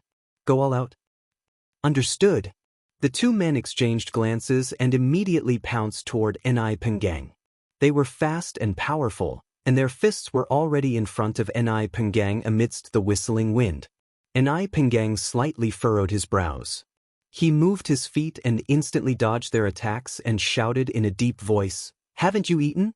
I told you to go all out to attack me." The 2 middle-aged men looked confused. They had obviously gone all out. Furthermore, they had just joined hands to attack and had practiced many times in actual combat, so their coordination was absolutely flawless. Yet, how could Enai Pengang so easily dodge their attacks? "Look at his speed," one of the middle-aged men said in a low voice. The other man narrowed his eyes and said, "He may be stronger than before, but we're not to be trifled with. Keep attacking." "Got it." Both of them were battle-hardened experts with rich combat experience. With their joint attacks, Enai Pengang was constantly forced to retreat. However, they failed to injure Enai Pengang and didn't even gain the upper hand. Instead, they were punched and kicked several times when Enai Pengang counterattacked. "Stop." Enai Pengang halted his attacks and stood still. He frowned and shouted, "What's going on with you two? I already told you to go all out. Why are your attacks so soft today? Why is your speed so slow? If I wanted to, I could beat the 2 of you up in half a minute at most." Both of them widened their eyes when they saw Enai Pengang's furious expression. All of a sudden, as though they realized something, they turned their heads to look at Tan Xiu in unison. Their eyes were filled with passion as they looked at Tan Xiu. After half a day, Tan Xiu was able to make his boss, Enai Pengang, become so powerful in such a short period of time. His strength was at least 2 times stronger than before. His means were really heaven-defying. The 2 of them also wanted to become stronger and reach the next level in a short period of time. Tan Xiu looked at their expressions and found it funny inwardly. He walked to Enai Pengang and smilingly said, "It's not that they didn't go all out, Uncle Enai. It's just that you've become stronger. You might not realize it now, but once you truly break through to the Qi refinement stage, you will understand the strength of cultivators.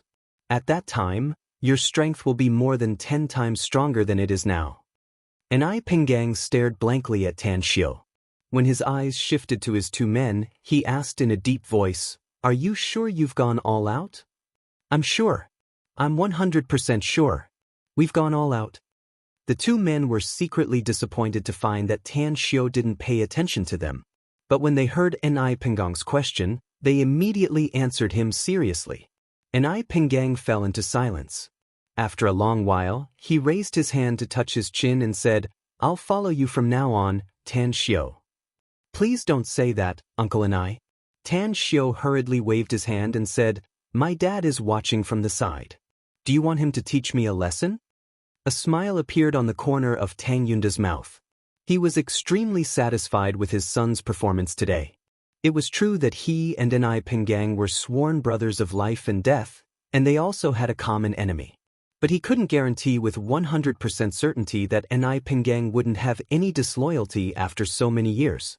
But at this time, regardless of whether Enai Pengang had any disloyalty or not, he was convinced by his son.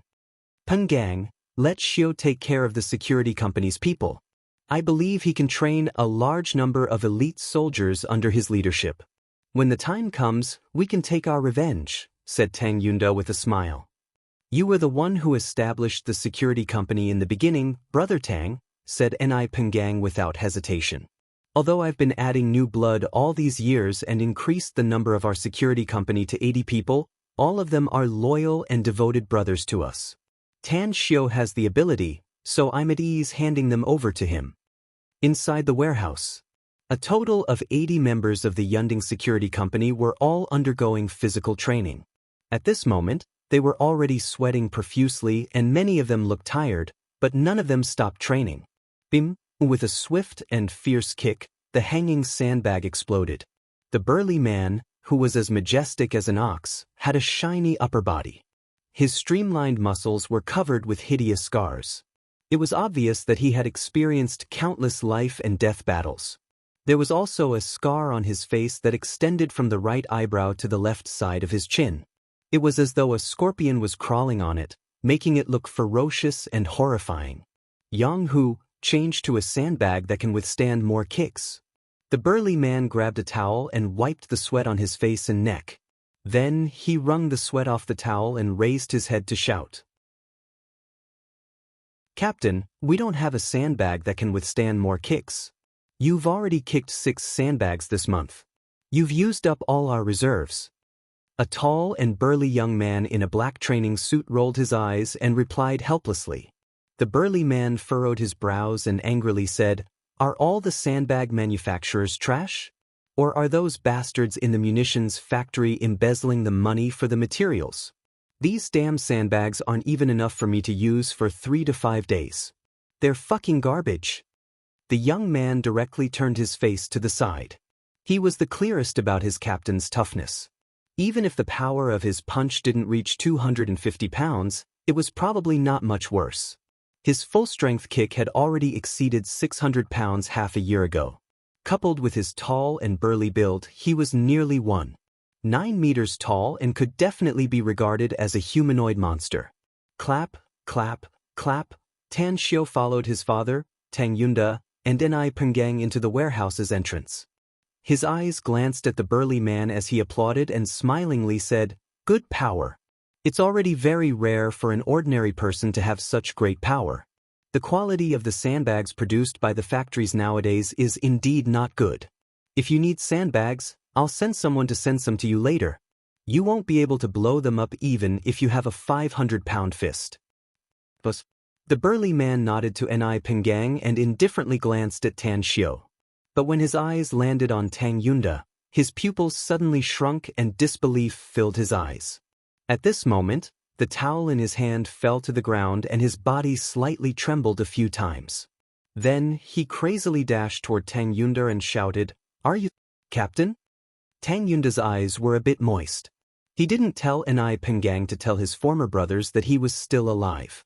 It was because he wanted to hand them over to his son one day so that they could work for him. Zaibiao. Tang Yunda's lips squirmed a few times.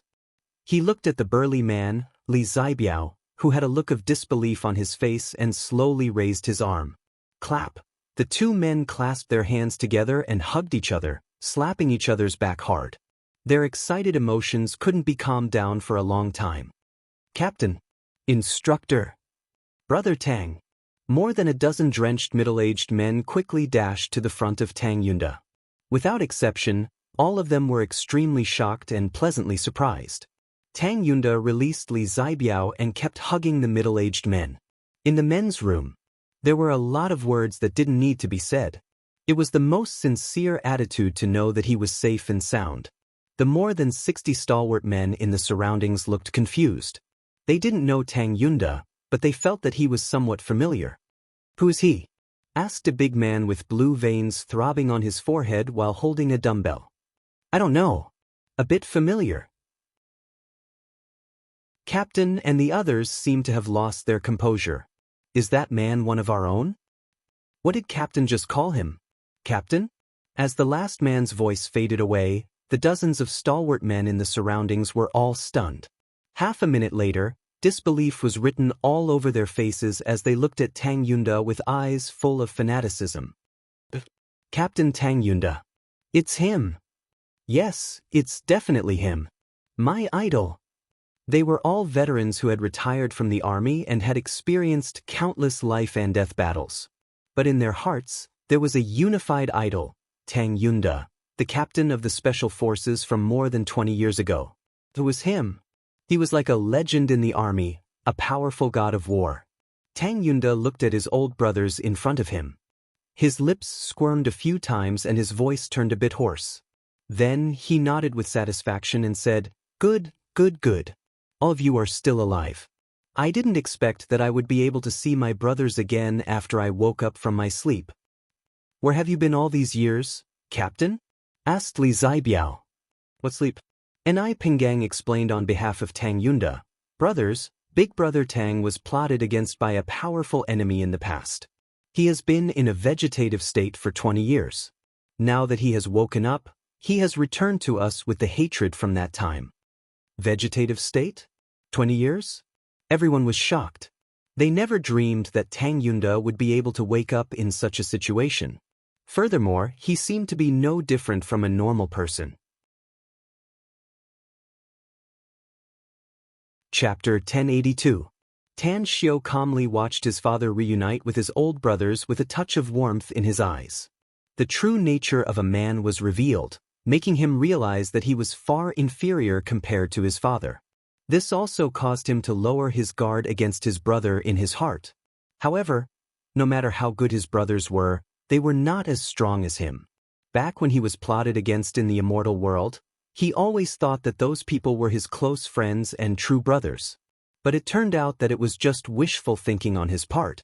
Suddenly, Tan Xiao's expression shifted and he quietly retreated outside the warehouse.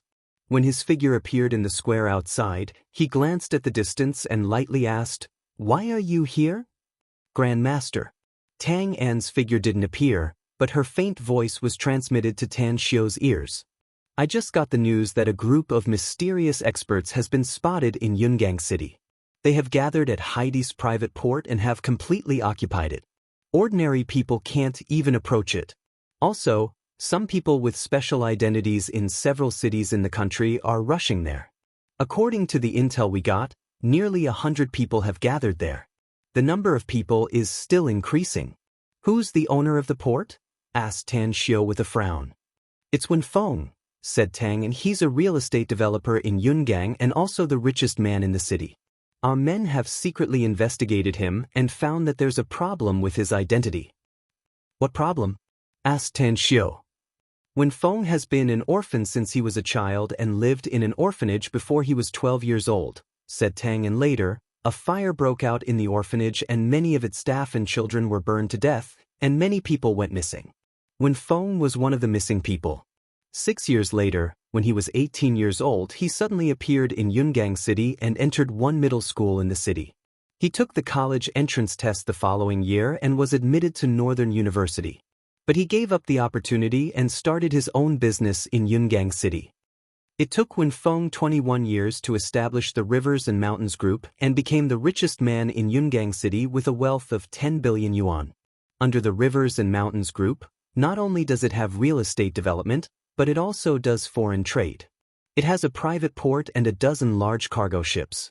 Tan Xiao asked indifferently, "What I want to know is Wenfeng's identity." "Well, most of the funds come from abroad," said Tang, "and their funds flow into China is very secretive, so much so that the government may not be able to find it even if they deliberately investigate it. But our people can check the capital flow records of some countries abroad." A strange look flashed in Tan Xiao's eyes. What exactly did Wenfeng experience in the 6 years he was missing? If he had already become a member of a foreign force, then he must have his own motives and schemes for sneaking back into the country. Didn't you find out his true identity? And those who rushed over? Their whereabouts are erratic and they are very vigilant, said Tang, and our intel operatives are very careful, yet they were almost detected several times. Furthermore, several of the people we entrusted have been discovered in order to figure out the flow of Wenfeng's funds abroad.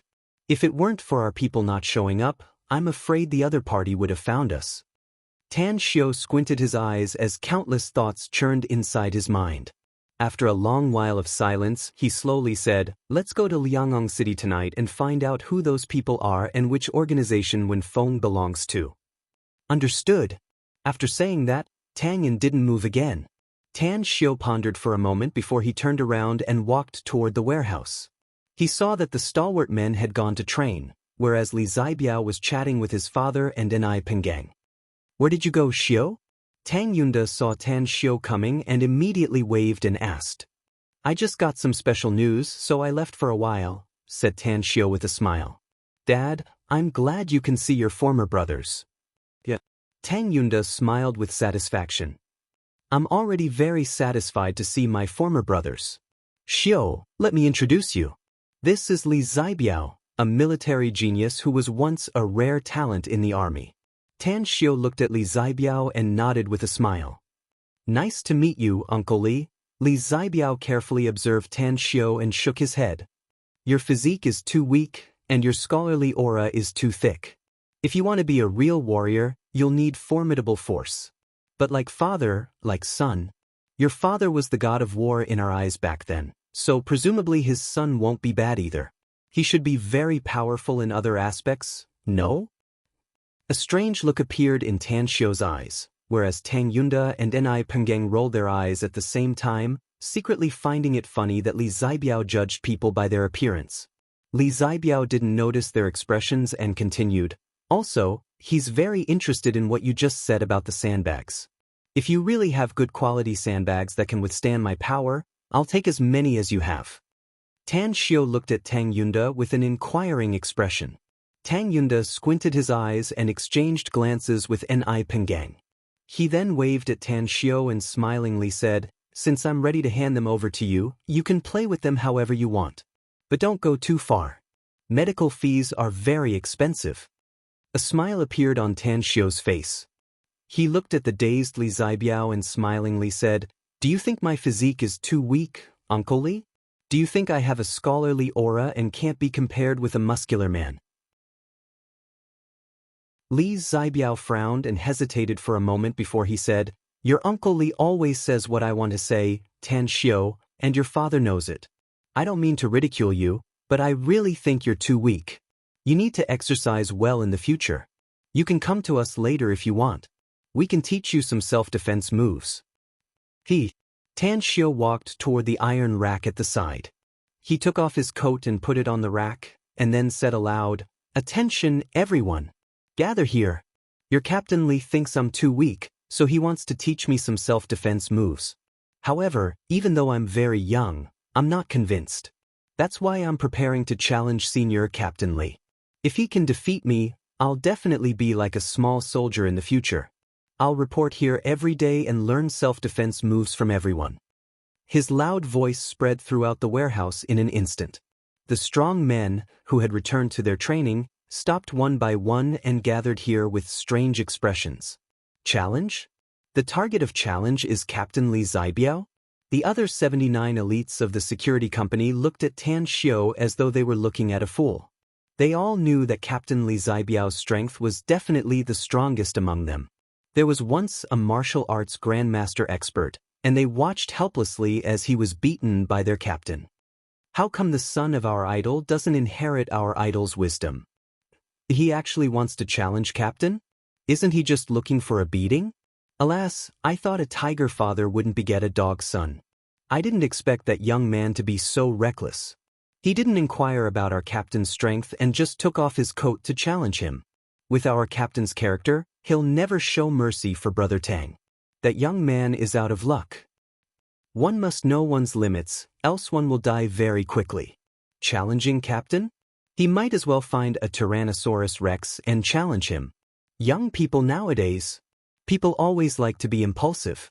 Does he think that Captain will give him some face in the competition for his father's sake? He's simply stupid. Forget it. Don't watch this show. There's no suspense. With his keen hearing, Tan Xiu could hear the discussion of the strong men from the security company. The corner of his mouth slightly curled up, and the smile on his face turned a bit thicker. Li Zibiao quietly looked at Tan Xiu. His heart was full of disappointment. He had a faint feeling that Captain Tang Yunda and Ni Pengang wanted to hand over all his brothers to this young man in front of him. If he had the ability, then he would definitely obey. Even if he didn't have the strength, he could still have the intelligence. After all, they could charge and break through the enemy lines. But, yet, this young man was arrogant enough to challenge him. It was simply a stupid behavior. Li Zibiao felt that not only did Tan Xiu not have much strength, but he also didn't have a good brain. If he and his brothers were to be handed over to this brat in front of him, they would definitely be out of luck. Are you sure? Li Zibiao looked at the smiling Tan Xiu, and his tone was a bit unfriendly. Tan Xiu was keenly aware of Li Zibiao's attitude, but he didn't care about it at all. He lightly smiled and said, "Uncle Li, a man of his word is as good as his horse's whip. Since I've already said it, it means I'm certain. I heard your conversation when I just came in.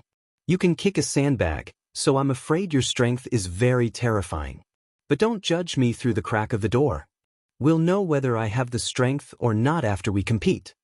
Li Zibiao shook his head and said, "If it were someone else, I would absolutely agree without hesitation, even if the other party is a martial arts grandmaster. But you're the captain's son, so I can't hurt you even if I don't look at the monk's face. Brat, remember that the captain is the most respectable person in my heart." The smile on Tan Xiu's face disappeared. He slightly furrowed his brows and said, "You're the captain of the security team, so you should know that you can't underestimate any opponent. Else, it will cause the entire security team to suffer huge losses even if you only encounter a love rival once." Li Zibiao ignored Tan Xiu's words. He understood this truth, but Tan Xiu looked fair and clean and didn't look like a martial arts practitioner at all, so he really didn't have the slightest interest in fighting him. Li Zibiao turned to the young man not far away and waved his hand, saying, "Yang Hu, play with him. Don't be too heavy."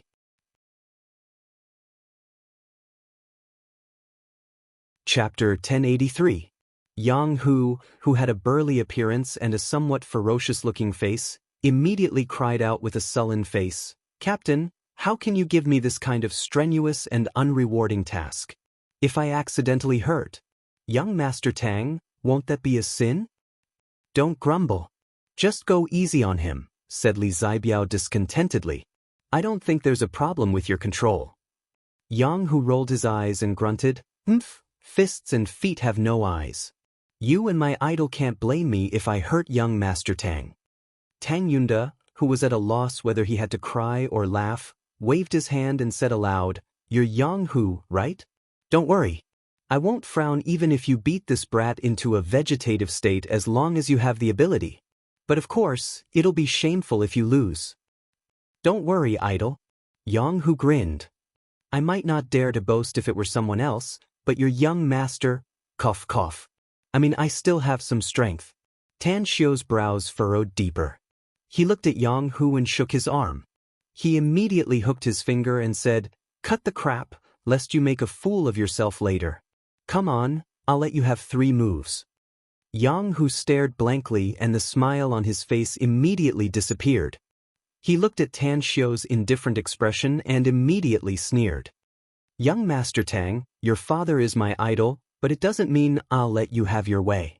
Just let me have 3 moves and give it your all. I hope you won't be like a soft-footed shrimp that I can defeat with just a few punches and kicks." Tan Xiu shook his head. His figure flashed lightning fast and appeared in front of Yang Hu in a flash. The latter simply couldn't react and punched his cheek. Though he used very little strength, Yang Hu's burly body still flew upside down. Bim, tim, tim. Tan Xiu followed him like a shadow and whipped his legs on Yang Hu's body. Along with a few screams, Yang Hu rolled 5 meters away like a gourd and fell at the feet of several stalwart men. Cough, cough. The series of blows almost made Yang Hu suffocate.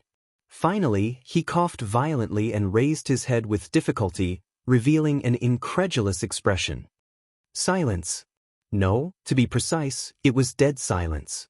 Apart from Tang Yunda, everyone in the warehouse was dumbfounded as they looked at Tan Xiu. Some of them even raised their arms and rubbed their eyes, wondering if they were hallucinating. Tan Xiu shook his head and said, "Remember to figure out your opponent's strength before you show off. Only by knowing your enemy and yourself can you emerge victorious in every battle. To be honest, in my eyes, you're just like an ant. Even if I use less than 1% of my strength, you're still not my match. Li Zibiao sobered up from the shock. When he heard Tan Xiu's words, he immediately showed an angry look. He just thought that Tan Xiu was a young man without the strength to truss a chicken. He didn't expect that in the blink of an eye, Tan Xiu would make a gorgeous transformation and beat down the soldiers he trained and turned into an expert. How did you do it? Li Zibiao asked with a gloomy face. At this moment, the 70 to 80 strong men around him showed great curiosity and quickly discussed among themselves. Yeah. How did he do it? I thought my eyes were playing tricks on me just now. Yang Hu may not be the strongest among us, and more than half of us can beat him, but it's not a problem for him to beat dozens of hooligans. How did he get beaten down so easily? His speed is so fast that I can't even see his moves. I'm afraid I'd only be abused if I were him. Goddamn it, I misjudged him. I didn't expect him to be a hidden expert. However, Yang Hu also underestimated his enemy. He wouldn't have been beaten so badly if he was more cautious. I thought there wouldn't be a good show to watch, but I didn't expect it to end like this. That brat is not bad. He's barely qualified to enter my eyes. Tan Xiu ignored the discussions around him and looked at Li Zibiao, who was staring at him. He then lightly smiled and said, "Uncle Li, did you forget what I just said? It's taboo to look at people through the crack of the door. No matter who you meet in the future, don't take them lightly, even if it's a child. Because those children may not be someone you can deal with." Li Zibiao took a deep breath and turned to look at a burly man nearby. He then said in a deep voice, "Ah Lu, you come and exchange a few moves with him. Remember, if you lose, don't let me have dinner tonight." The burly man who was called over immediately showed a bitter expression upon hearing it. He scratched his head and said, "Can you change the punishment method, Captain? I may have the confidence to beat young Master Tang, but there's always a chance. Just like this Yang Hu brat. If I lose, won't I have to starve? Cut the crap. Hurry up and fight me." Li Zibiao angrily shouted. "Show your best state." The burly man, Ah Lu, shrugged his shoulders helplessly. He looked up at Tan Xiu and revealed a simple and honest smile, saying, "Young Master Tang, it seems I can't be lenient with you for the sake of my dinner. You gotta be smart. If I beat you too badly, I'm afraid I won't have dinner tomorrow." Tan Xiu crooked his finger and lightly smiled. "Don't worry. You'll definitely have dinner tomorrow. As for today, I'm really sorry." A cold light flashed in Alu's eyes. He was like a ferocious tiger coming out of its cage as he instantly pounced toward Tan Xiu. His speed was very fast, and his whip kick was even faster. It whistled through the air and arrived in front of Tan Xiu in the blink of an eye. Tan Xiu seemed to raise his arm slowly, but it was actually extremely fast and easily parried the swift and fierce kick. His figure instantly appeared in front of Alu and gently swung his arm to directly hit Alu's waist. Hiss! A gasp came out of Alu's mouth and a horrified look could be seen in his eyes. The moment his figure landed on the ground, he staggered back a few steps and rubbed the spot where his waist was hit. He glared at Tan Xiu and said, "You can actually block my kick in the air? You're amazing. Young Master Tang's strength is really beyond my expectation. I hope you can prepare yourself for the next move." His toes kicked the ground. The moment Alu loosened his grip on his waist, his body shot out like a cannonball and dashed to the front of Tan Xiu faster than before. The sound of his punches was very loud and the attack route was also very special. The seemingly curved trajectory of his punches was fast enough to attack the tip of Tan Xiu's nose. Pa! Tan Xiu moved lightning fast and grabbed Alu's wrist in an instant. Alu's expression changed. He felt as though his wrist was clamped by an iron clamp. Under the huge impact of his arm, he couldn't move forward even half a step. Just as he was about to use his other fist to attack Tan Xiu and conveniently use his leg to affect Tan Xiu, he suddenly felt a cramping pain in his abdomen. Alu's body was sent flying backward. His buttocks were in the front while his feet and head were in the back. He flew backward for about 4 to 5 meters before his buttocks fell on the ground. You're too weak. Tan Xiu shook his head and said, if all of you here only have this much strength, then I'll be very disappointed. Because the children I've trained are stronger than you. Shut up. Although the several strong men were shocked by Tan Xiu's strength, they were much stronger than Yang Hu and Ah Lu, so they all rushed forward. Not far away, upon seeing the situation, Ai Pengang hurriedly stood up and wanted to stop the strong men. However, Tang Yunda immediately grabbed his arm and shook his head at him. Then he smilingly said, Pengang, I've never talked big to you, have I? I'll tell you now that Xiu is just playing around. He's not serious at all.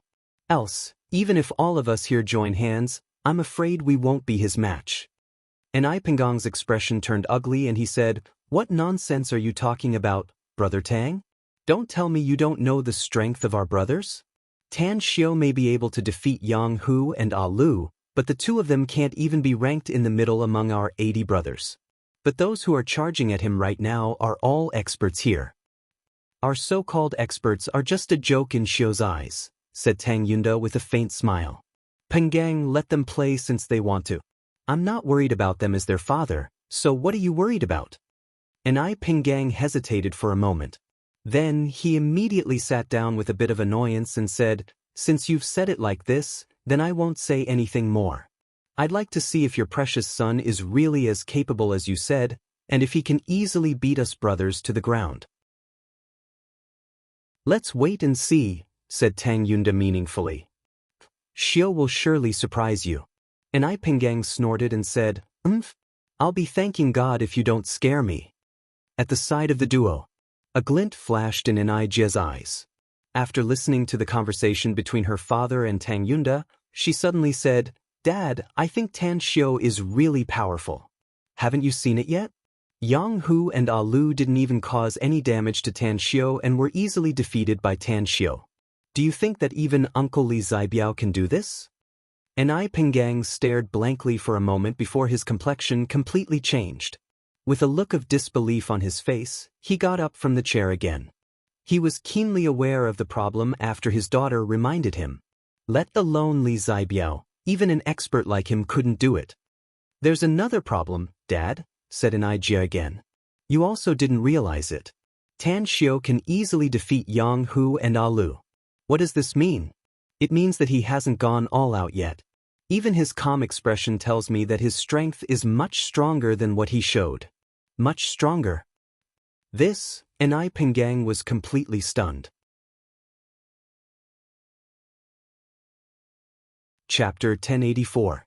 Tan Xiu stood there expressionlessly and looked at the three burly stalwart men who exuded a fierce aura. Just as they were a few meters away from him, he slowly raised his arm to stop them and said, You three should be better than the previous two, but it's still not enough in my opinion. Why don't we play a bit bigger if you really want to play?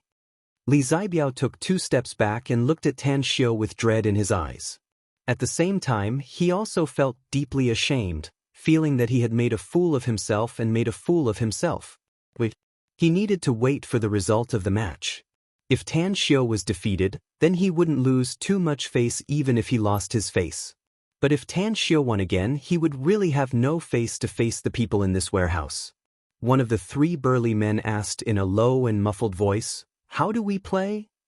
The 3 of you may be experts in the eyes of others, but it's far from enough in my opinion, said Tan Xiu with a smile. Since you want to have a match, then come at me together. With more than 70 people, you may be able to last longer. Arrogant. Arrogant. Let's fight first and talk later. The 3 men looked angry and rushed toward Tan Xiu at the same time. Tan Xiu shook his head with a smile. Not only did he not retreat or evade, but he also met the 3 men head-on. Facing the whistling fists and kicks coming at him, he punched more than a dozen times in a flash. As the 3 big men were sent flying backward, Tan Xiu grinned and said, I just said that the 3 of you are too weak. It's too easy to torture you. Look at you, you just didn't listen to my advice. Now you're disgraced, aren't you? Disgraced. Disgraced. The 3 men fell to the ground at this moment, wishing they could dig a hole and hide inside. Only now did they know how terrifying Tan Xiu was. Even if the 3 of them joined forces, they still couldn't even last for a second and were cleanly cleaned up by him. The remaining 70 people, each and every one of them looked at Tan Xiu with tongue-tied eyes as though they were looking at a monster. Amazing. Valiant. They felt that many adjectives had been overshadowed, and there was no way to describe Tan Xiu's ferocity. They all knew the strength of the three brothers who were sent flying, but they didn't even last a second. This was simply unbelievable. Li Zibiao was also dumbfounded. He never expected that the battle would develop to this extent. How was this still a human? He was simply a beast in human form. And Ai Pinggang, who was sitting not far away, had just recovered from the shock. He directly covered his head upon seeing the current situation. He then looked at the smiling Tang Yunda and said, "I'm convinced, Brother Tang. There aren't many people that I Pinggang, admire in my life, but your son is definitely one of them. Amazing. So martial cultivators are actually this powerful." "I've told you before," said Tang Yunda with a smile. And Ai Pinggang forced a smile and said, "I didn't quite believe it before. I've heard of Tan Xiu's abilities in traditional Chinese medicine, but I've never heard of his martial arts. I know he's a cultivator, but that's too far away from me, so..." Tang Yunda waved his hand to interrupt him and smilingly said, "No need to explain. I brought Xiu here today, which proves that he has the ability to take over the affairs here and manage so many brothers. Pinggang, you should understand how I handle things." With a solemn expression, Ai Pinggang nodded and said, "I apologize for not thinking it through before, Brother Tang." "We're all brothers, so let's cut the formalities," said Tang Yunda with a smile. Ai Pinggang finally smiled and nodded. "I'm completely relieved to hand over all of you to Tan Xiu." Tan Xiu glanced at the shocked Li Zibiao. In order to teach him a good lesson, he loudly said, "What are you guys still staring blankly for? Except for your captain, all of you can come at me together. Since my dad and uncle and I want to hand you over to me and let me lead you in the future, then show me your ability. Let me see if you have the qualifications to be my men." "What? Hand him over?" Each and every one of the more than 70 experts of the security company looked shocked, but they immediately shut their mouths when they saw Yang Hu and the others who had yet to crawl up from the ground. Li Zibiao took a deep breath. A glint flashed in his eyes as he shouted in a deep voice, "Didn't you hear Tan Xiu's words? What are you still staring blankly for? Let's do it together and not lose face. Attack! Attack!" More than 70 big men looked fierce and ferocious as they quickly rushed toward Tang Xiu. They didn't hold back their strength and quickly appeared in front of Tan Xiu with an attitude of risking their lives. Bam, bam, bam. Tan Xiu's expression was very calm as he constantly wandered among the crowd, easily dodging their attacks. Every time he moved his feet, he would send a big man flying. His strength was very ingenious. He could send them flying, but he wouldn't cause them any serious injuries. Li Zibiao staggered 4 or 5 steps back. His eyes nearly popped out of their sockets. The scene in front of him was something he never dared to dream of before. Too terrifying. Too valiant. It was too unbelievable. It must be noted that he was well aware of the strength of these 70 brothers. In the eyes of countless people, each and every one of these brothers was an expert, a powerhouse. Even if they were to enter the battlefield, they could still kill in all directions. However, at this moment, they were like soft lambs being ravaged by a ferocious and hungry wolf. Ai Pinggang was now completely dumbfounded. He had personally trained many of these brothers, so he naturally knew their strength. But now, am I dreaming? Ai Jia's eyes at his side were getting brighter and brighter. In the end, her eyes were completely filled with worship. She was a proud and arrogant woman. Even if she was very polite on the surface, she was full of arrogance deep down inside. But now, her arrogance was completely crushed by Tan Xiu's strength. Too amazing! Too amazing! Such a man was not only handsome and capable, but his martial prowess was also simply heaven-defying. If she could find such a boyfriend, no. If she could find such a husband, she would definitely have a sense of security in the future. 40 seconds. More than 70 strong men from the security company were all sent flying by Tan Xiu. Even though some of them endured the pain and crawled up from the ground, They didn't dare to take half a step forward. They were afraid. They had faced a hail of bullets and fierce enemies, yet they had never been afraid. But at this moment, they were afraid. It was because they felt that they were not facing a human at all, but a devil king, a great devil with terrifying strength. Fight him? That was simply looking for a beating. Tan Xiu clapped his hands and nodded with satisfaction. You're not bad. At least you can hold on for some time, though it's only about 40 seconds. That's right, Uncle Li. Can we have a match now? You just said that I have thin arms and legs, and I don't even have the strength to truss a chicken. Li Zibiao's face flushed red. He was so ashamed that he almost covered his face and ran away. Looking at Tan Xiu's faint smile, his lips squirmed a few times and he coughed a few times. Then he waved his hand and said, Forget it, forget it. I made an error in judgment. Furthermore, I was arrogant and conceited and underestimated the enemy's taboo. Tang Xiu, I apologize for my previous attitude. Let's forget about the competition. I've learned my lesson and I'll keep it in mind.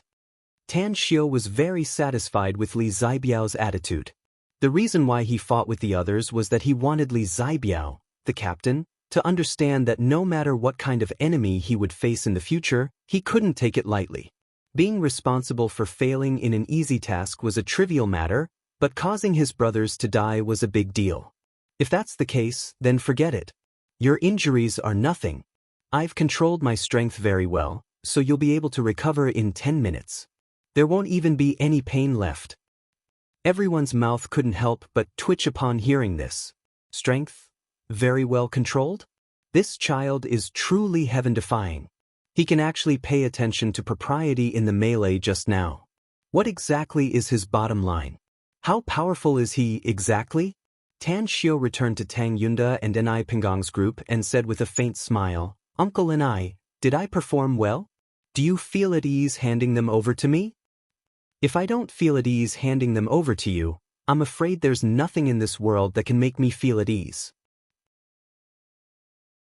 Ni Pengang forced a smile and said, You're very strong and amazing, Tan Xiu. Ni Pengang admire you. Your dad has given birth to a good son. Upon hearing this, Tang Yunda suddenly felt proud inwardly. He got up and smilingly said, Xiu, your uncle and I may be praising you, but you can't be arrogant and complacent. These brothers are my and Uncle Ni's brothers. They're our most trustworthy people, so you must treat them well in the future. Help them become stronger. Don't worry, Dad, Uncle and I. Tan Xiu nodded. After that, Tan Xiu turned to look at the strong men who crawled up from the ground. He cupped his fists and said, Let me introduce myself again. I'm Tan Xiu, the son of Tang Yunda. In your eyes, I am very young, only in my 20s. Moreover, I look weak and weak, without much strength. However, I can tell you that with the strength of all of you, even if your numbers were 100 times greater, you would still not be a match for me. Everyone looked at Tan Xiu in silence. Although they felt that Tan Xiu's words were a bit exaggerated, they still chose to be silent. They were too arrogant before, and their faces were still hurting until now. Of course, you're very weak now, but that's because you don't have my guidance, said Tan Xiu again. It's also because of this that I won't take you away for the time being and will continue to leave you here. However, I will pass on a cultivation technique to you and draw up a training plan for you. You'll be eliminated if you don't reach the required strength within 3 months. You won't be qualified to be my men.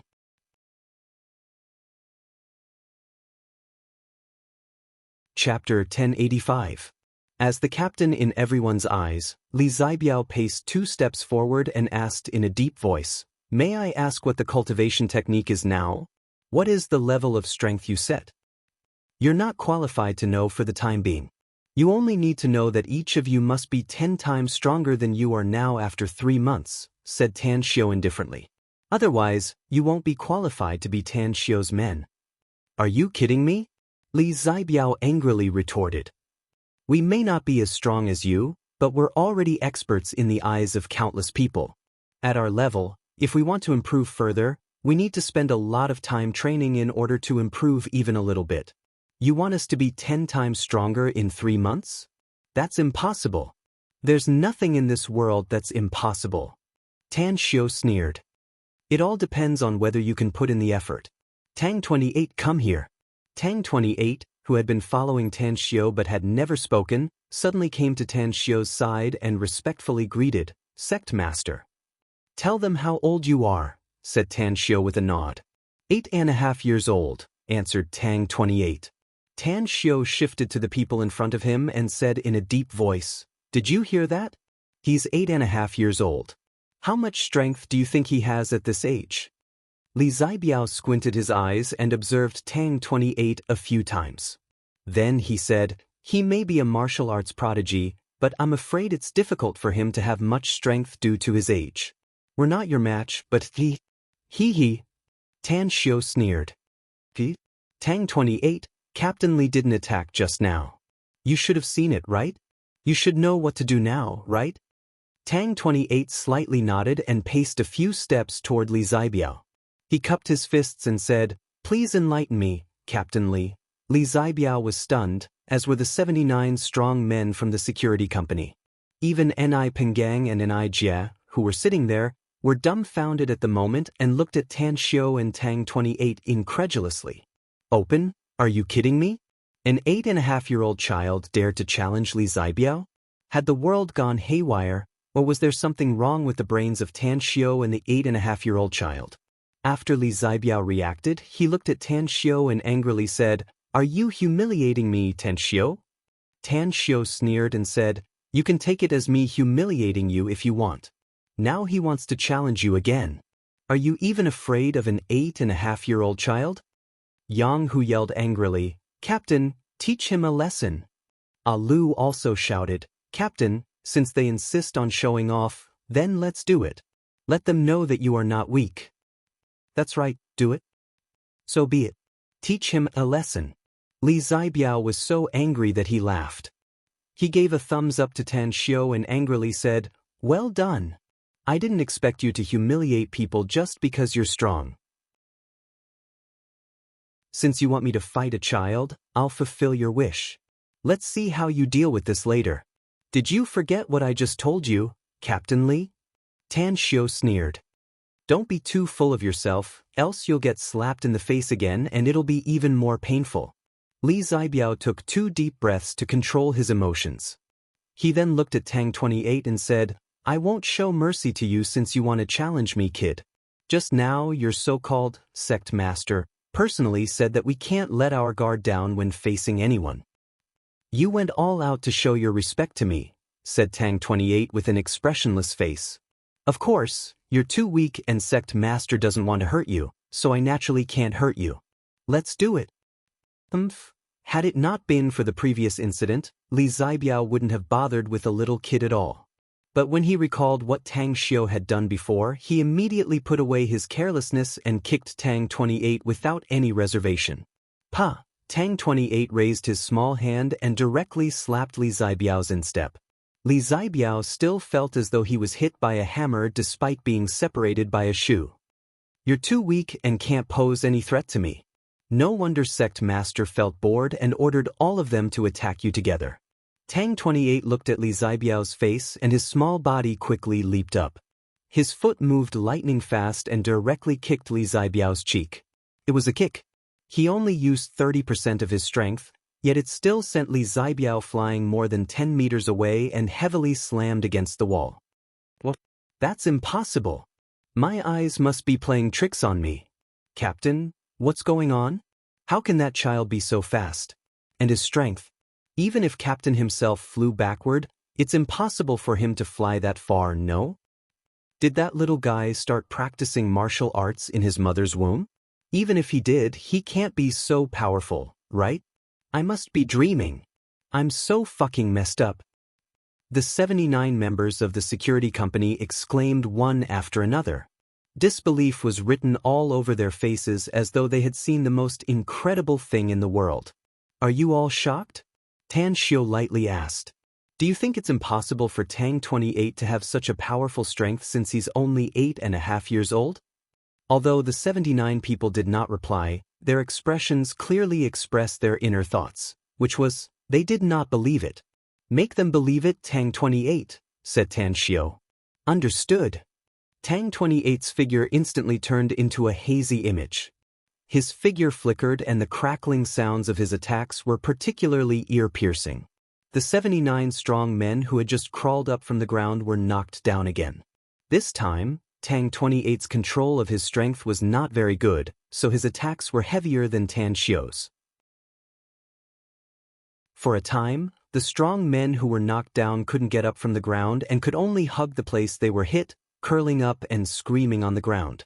Tang 28 stood in the middle of the crowd and coldly said, "Sect Master has been educating all of you ever since you entered this place, making you understand that you can't judge a book by its cover. But all of you are too stupid and too arrogant. That's why you're being punished like this." Punishment? That's right, it's punishment. Everyone, including Li Zibiao, felt as though a storm was set off inside their hearts. At the same time, they were also deeply ashamed. If Tan Xiu's defeat made them regret their previous arrogance, then Tang 28's defeat at this moment was more like an invisible slap that constantly slapped their faces. Everyone's face was boiling hot at this moment. They wished they could find a hole to burrow into and never come out again. How shameful! It was too shameful. An 8.5-year-old child was able to beat them, who thought they were battle-hardened experts, to the ground in such a short period of time. Enai Penggang's breathing was a bit heavy and his eyes were fixated on Tang 28. At this moment, he was deeply aware of how terrifying cultivators were. He also remembered what Tan Xiu said before, saying that he could become a cultivator within 3 months and become a qi refining stage cultivator. Tan Xiu, can I be more powerful than Tang 28 if I cultivate diligently 3 months later? Enai Penggang couldn't wait to ask. Tan Xiu turned around and looked at Enai Penggang's expectant eyes. He slowly shook his head and smilingly said, "Tang 28 is not a weakling, uncle, and he's a genius who stood out from tens of thousands of children. Let alone 3 months of cultivation, you may not be able to reach his level even if you cultivate for 3 years. The road ahead must be walked slowly, and cultivation must be accumulated slowly." Enai Penggang's pupils shrunk and disappointment filled his heart. Tang 28's combat prowess was too strong. He could tell that Tang 28's combat prowess was no worse than Tan Xiu's just by looking at him. However, he didn't know their actual strength. After thinking up to this point, he asked, "Tan Xiu, how much of his strength did Tang 28 use just now?" "Tell him, Tang 28, said Tan Xiu with a smile.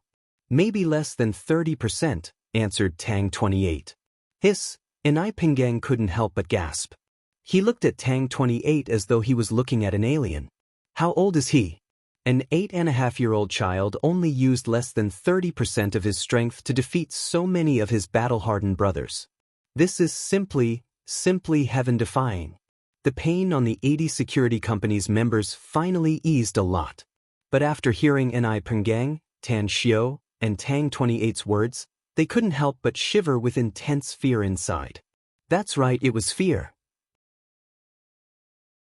They simply couldn't imagine how tragic their deaths would be if they were to encounter such a terrifying enemy on the battlefield. Tan Xiu shifted to Tang Yunda and smilingly said, "Dad, the sparring competition is over, so why don't you and Uncle and I have a few more words? Time is precious, so I'll be ready to train them well and strive to make their strength soar as soon as possible. Then I'll say a few words." Enai Penggang slowly nodded. "Brothers, all of you weren't chosen by Tang Yunda back then, but by me. You are all our brothers and we are truly on the same side. Today, Tang Yunda and I have made a decision to hand you over to Tan Xiu so that he can train you well and turn you into elite troops. Therefore, you must obey his orders from now on and regard him as your highest officer." The 80 people didn't speak, but there was a bit of expectation in their eyes. They clearly realized that if they chose to obey Tan Xiu's orders, they could get Tan Xiu's training and become powerful experts in the future. They wanted to become stronger. They wanted to have the power to take revenge.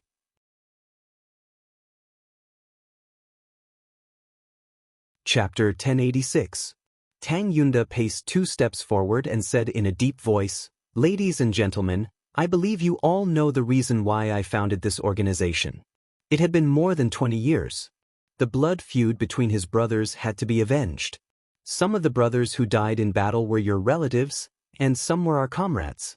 Since you chose to join us, you should have the mentality of killing your enemies and taking revenge for your brothers. However, more than 20 years have passed. I don't know if you still remember the hatred between our brothers back then, or if you're still willing to take revenge for them. So, today I will give you a chance to choose. If you are willing to disregard everything, even if it means losing your lives, to avenge your brothers, I welcome all of you to stay. If you have already changed your mind, you can choose to leave now. Furthermore, I will give each of you 2 million yuan to let you have a good life in the future. Tang Yunda's expression became particularly serious as he spoke up to hear. Revenge. I've waited for so many years just for the day of revenge. SOE Corporation, House Dolan. They all deserve to die. Blood for blood, a tooth for a tooth. All 80 of them revealed hatred in their eyes at the same time. There was also a strong sense of determination in their eyes. Tang Yunda straightened his body as he watched his brothers crawl up from the ground. He slowly raised his right arm and performed an extremely standard military salute. Shua. Even though they were no longer serving in the army, they still saluted, expressing their respect for their brothers who had died in battle and their willingness to stay and fight alongside their brothers who were still alive. Now, I'll hand you over to my son, Tan Xiu, said Tang Yunda in a deep voice. Are you willing? I'm willing. The tidy reply was deafening. Tang Yunda nodded silently and said, Tang Yunda's son, I can assure you that he'll treat you like his own brother. My dad is right, said Tan Xiu in a deep voice. Since he handed you over to me, I'll lead you to charge and break through the enemy lines. I'll kill all the enemies of House Dolan and destroy the SOE company and other companies controlled by House Dolan. Li Zibiao took a few steps forward and asked aloud, I have 2 questions. Tan Xiu said, if you have any questions, just ask. First question, how shall we address you in the future? Asked Li Zibiao. Tan Xiu said, call me boss first. Yes, boss. The 80 people shouted in unison. Li Zibiao asked again, when are we going to make a move, boss? We've been waiting for so many years, we can't wait any longer. Tan Xiu shook his head and said, I've been waiting for so many years, so I don't mind waiting for a while longer. Now is not the time to attack House Dolan. Only when you become stronger can I lead you to charge and break through the enemy lines. 3 months, I'll give you 3 months. If you can increase your strength by 10 times within 3 months, then you will be qualified to become my subordinates. But if you can't, then you can take 2 million and retire. Tang Yunda and Ni Pengang exchanged glances and tacitly left.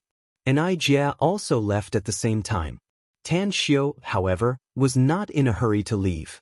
Since he had decided to incorporate these people in front of him, he didn't want to waste time and directly taught them the cultivation technique. Although he only imparted some of the contents, which could only let them cultivate to the golden core stage at most, it was enough to make these people ecstatic. Soon after, Tan Xiu drew up a training plan and took out some medicinal pills from his interspatial ring, giving 2 to each of them.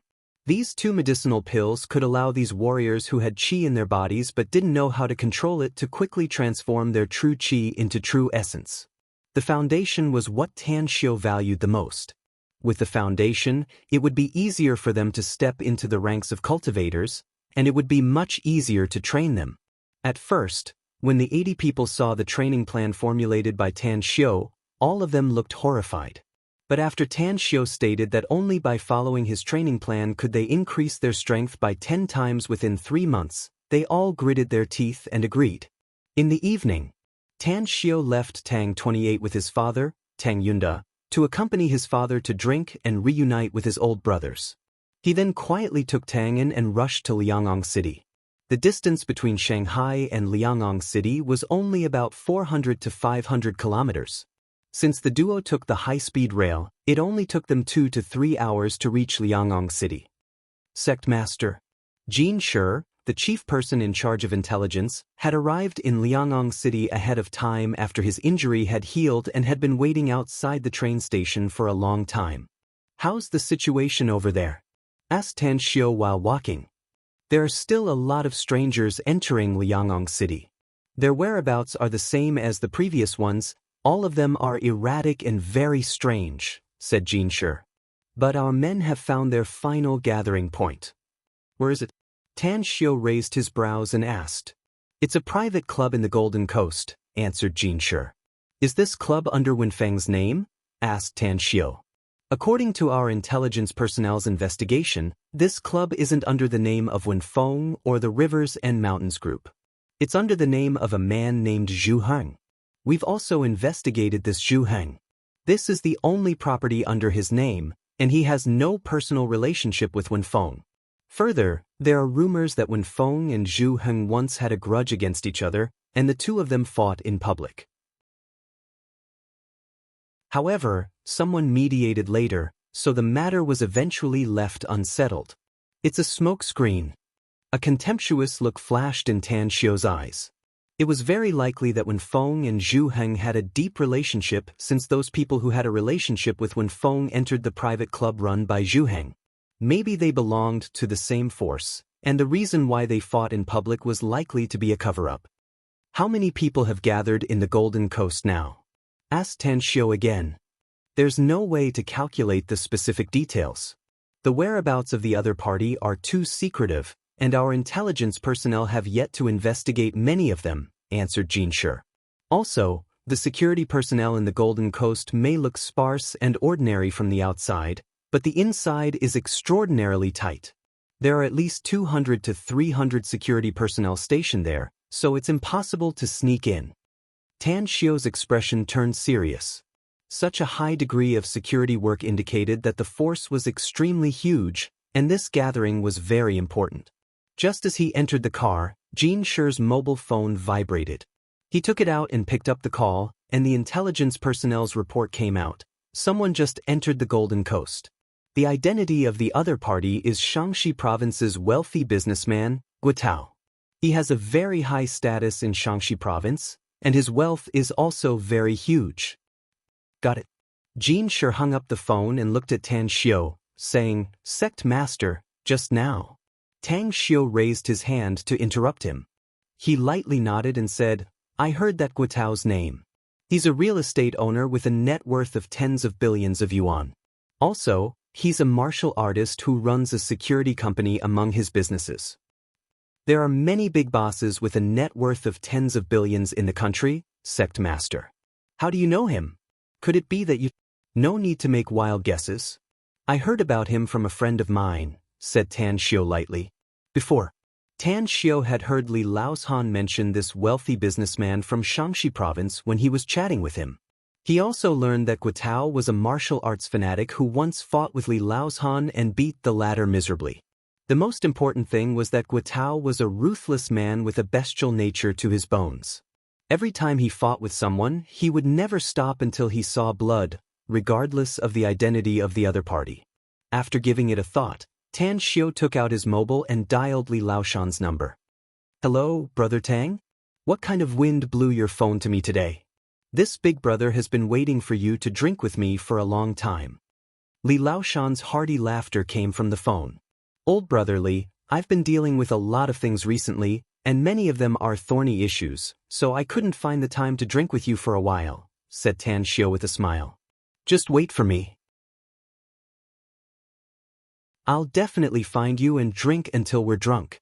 It's a deal then, said Li Laoshan with a smile. Anyways, there should be something you need from me since you're calling me now, right? Tell me, as long as this big brother can do it, I'll do it without any hesitation. As a matter of fact, I just want to ask you about someone. I want to know how much you know about him, said Tan Xiu with a smile. Who is it? Asked Li Laoshan in surprise.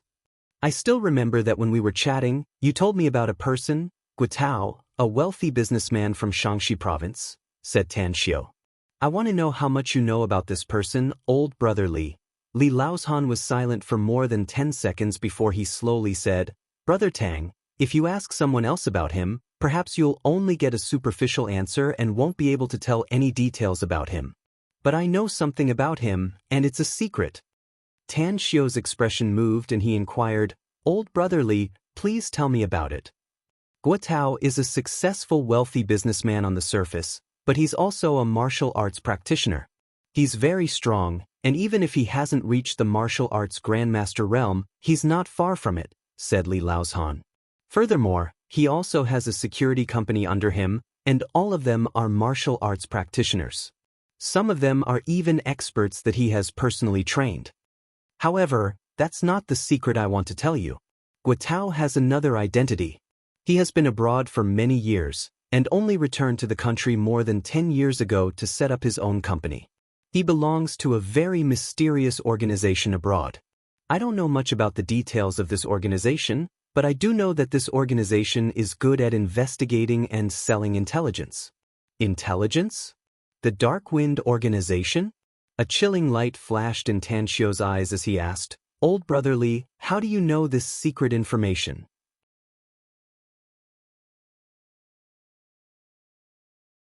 Chapter 1087. I was seriously injured after that martial arts competition, said Li Laozhan. I was hospitalized for more than 2 months, so I personally went to look for him, but I couldn't find even a shadow of him. Therefore, I sent some people to investigate him in secret, but it took me a lot of effort to find out about him. Why selling information? Asked Tan Xiu. Brother Tang, you should ask your disciple about this, said Li Laozhan. Didn't Chen Zhizhong tell you about Guotao? Chen Zhizhong also knows about Guotao? Asked Tan Xiu in surprise. Brother Tang, the reason why I sent some people to investigate Guotao selling information is because your disciple, Chen Zhizhong, bought it from him, said Li Laozhan. Perhaps your disciple, Chen Zhizhong, knows more about Guotao than I do. I'll contact Chen Zhizhong first, old brother Li, said Tan Xiu. I'll look for you for a drink later. All right. Li Laozhan smiled and directly hung up the phone. Tan Xiu didn't rush to call Chen Zhizhong again. Instead, he slowly closed his eyes and the information about the Dark Wind Organization appeared in his mind. The Dark Wind Organization. It was like a pair of eyes in the sky, always watching everything happening in every corner of the world. It was like an invisible imperial sword hovering above one's head, and a slight carelessness would likely cause one's neck to be cut off by this sword. How far is it? Asked Tan Xiu as he suddenly opened his eyes. It's a 40-minute drive, answered Jin Shi respectfully. Don't go to the Golden Coast for the time being, said Tang Xiu in a deep voice. Withdraw most of the intelligence personnel monitoring the Golden Coast and leave a few elites to keep an eye on a few groups of people. That's right, keep an eye on Guotao. Maybe he's the breakthrough point. Tang An's figure silently appeared next to Tan Xiu. Even Jin Shi, who was sitting on the front seat, had a slight change in his expression and a bit of dread secretly rose inside his heart. Grandmaster, can't we just sneak in and get all the information directly? I have a feeling that things aren't that simple. Tan Xiu shook his head. You can turn invisible, and I also have an invisibility talisman with me. However, I don't think it's safe. If the Golden Coast security is very tight, they might have some means to detect us. So, at this time, we can't act rashly and alert them. We need to keep an eye on one or a few people, then break through them and thoroughly understand this organization. I'll personally keep an eye on Guotao, said Tang An respectfully. Tan Xiu slightly nodded in response and said, Jin Shi, send Tang An there. I parked the car by the roadside and took a taxi to find a place to stay. Remember, once you confirm that the target has left the Golden Coast, inform me immediately. Jin Shi complied and parked the car on the side of the road. Tan Xiu got off alone. Because there were no buildings nearby, and both sides of the road were filled with dealers, Tan Xiu took out his phone and dialed Chen Zhizhong's number. Master. Chen Zhizhong's respectful voice came from the phone. Where are you? Asked Tan Xiu. Liangong City, answered Chen Zhizhong. I'll send you the address. Come here at once. Asked Tan Xiu lightly. Remember, don't be ostentatious and come here by yourself. Half an hour later. A black Audi car stopped next to Tan Xiu. After the driver's door was opened, Chen Zhizhong, dressed in a black suit, strode to Tan Xiu and said, How did you come to Liangong City, master? And why are you here? That's what I wanted to ask, answered Tan Xiu. I came to Liangong City because I found a secret of an old friend, so I quietly followed him, said Chen Zhizhong. There's a private clubhouse in Liangong City called the Golden Coast where a lot of special people are having a gathering. I'm going to find that old friend of mine to settle this grudge after their gathering is over. Tan Xiu squinted his eyes and asked, "Is that old friend of yours called Guotao?" Chen Zhizhong looked surprised, but he slowly shook his head and said, "It's not Guotao. It's Wenfeng." A glint flashed in Tan Xiu's eyes and he said in a deep voice, "Tell me everything you know about Wenfeng, Guotao, and those special people from all over the Golden Coast." "They're all members of the Dark Wind organization if my guess is correct, Master," said Chen Zhizhong. "Today should be the important triennial meeting of the Dark Wind organization in China. Therefore, those people who came to the Golden Coast today should be the Dark Wind organization's leaders in various provinces and cities across the country." "The Dark Wind organization?" Killing intent flashed in Tan Xiu's eyes as he asked, "What is this transference transposition?" "Transference transposition is the name of the important meeting held once every 3 years, explained Chen Zhizhong. As the name suggests, the person in charge of each province will exchange places with the person in charge of other provinces, while the person in charge of each city will exchange places with the person in charge of another city. That means the intelligence members of the entire Dark Wind organization will be completely disrupted and reshuffled to take charge of new places." "Why would they do that?" asked Tan Xiu, puzzled. "Isn't it very troublesome?" "It's to prevent the organization's members from developing their private forces without permission," answered Chen Zhizhong. "How do you know so much about this matter?" asked Tan Xiu. Chen Zhizhong was silent for a moment and then forced a wry smile. "Master, I actually had a lot of interactions with Wenfeng and Guotao, and some important things happened between us. More than a decade ago, Wenfeng and Guotao came to me together, hoping to buy several precious medicinal herbs from me. Hence, we became friends after constant contact. Furthermore, the three of us are martial arts practitioners and have our own topics that we're good at, so our relationship is constantly improving. We're just short of burning yellow paper and drinking blood wine to kowtow and become sworn brothers. Wenfeng is cunning, like a fox full of schemes and intrigues. The more I met him, the more I couldn't understand him. Guotao, on the other hand, is a ruthless and merciless character. He usually looks like a mature and stable successful man, but he's like a different person in 2 situations. One is when he's drinking, and the other is when he's fighting with others." Having said that, Chen Zhizhong took out a half-pack of cigarettes and handed one to Tan Xiu. He personally lit one for Tan Xiu and then lit one for himself. After taking a puff, he continued, "One time, Guotao was drunk and inadvertently revealed that he's the head supervisor of the Dark Wind organization in Shaanxi province. He also told me that Wenfeng is the head supervisor of Liangong City. As a result, he tried to get rid of me after he learned about it. I've fought with the 2 of them in secret many times, and I even tried to find 2 martial Dao Grand Masters to protect me for a period of time. They didn't dare to expose their identities to others, much less their superiors in the Dark Wind organization, so they negotiated with me. I'm responsible for keeping it a secret for them, and they won't send anyone to kill me again." "It's not over yet, is it?" asked Tan Xiu lightly. Murderous intent burst out from Chen Zhizhong's eyes as he said, "Of course it's not over, Master. Those 2 bastards promised me, yet they still sent people to assassinate me. My wife was assassinated by them." "So you've been investigating them?" asked Tan Xiu. "That's right." Chen Zhizhong nodded. "I've been trying to investigate them for so many years. I even bought intel from them. I don't care whether it's true or false.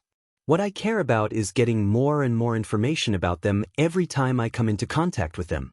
Tang Xiu silently finished smoking the cigarette and then asked in a deep voice, "If I give you a team of very powerful experts, can you become their commander-in-chief? Do you have the confidence to exterminate all the Dark Wind members gathered in the Golden Coast?" Chen Zhizhong's eyes lit up and hurriedly replied, "I'm absolutely sure." Tan Xiu nodded in response. After dialing a number, he said, "Senior Duanmu, the tumor in China should be removed, right?" "What do you mean?" Duanmu Lin's confused voice came out of the phone. "It's the Dark Wind," answered Tan Xiu in a deep voice. Duanmu Lin was silent for a few seconds and then slowly said, They're very cunning and well hidden. Although a small number of the Darkwind's members are under the surveillance of our country's intelligence agents, most of them are unsure of their identities. Therefore, acting rashly will not only alert them, but we also need to worry that they will be driven to desperation and do something harmful to society. There's an opportunity to help the country remove this tumor, said Tan Xiu. Are you willing to act against them? Are you sure? Asked Duanmu Lin hurriedly. Can we really dig out all the Darkwind's members in China? Asked Duanmu Lin hastily. There may be a few who slipped through the net, but considering the entire Darkwind's intelligence network in China, I think we can act against them. Tan Xiu said. It's definitely worth it. Duanmu Lin quickly asked. Were you Tan Xiu? Liangong City, answered Tan Xiu. Give me 5 hours and send me your specific address in Liangong City. I'll be there soon, said Duanmu Lin in a deep voice. Be careful when you come here, Senior Duanmu, said Tan Xiu with a light smile. Liangong City has become the gathering place for all the Darkwind's top brass in China. I'm afraid that countless Darkwind's intelligence agents have appeared in the entire city, and the Golden Coast Private Club in Liangong City has become their lair. Don't worry. Duanmu Lin's voice was full of confidence. Tan Xiu hung up the phone and looked at Chen Zhizhong with a smile. I'll hand over the experts of the State Ability Users Bureau to you. You must perform well. We'll immediately act after we get more information.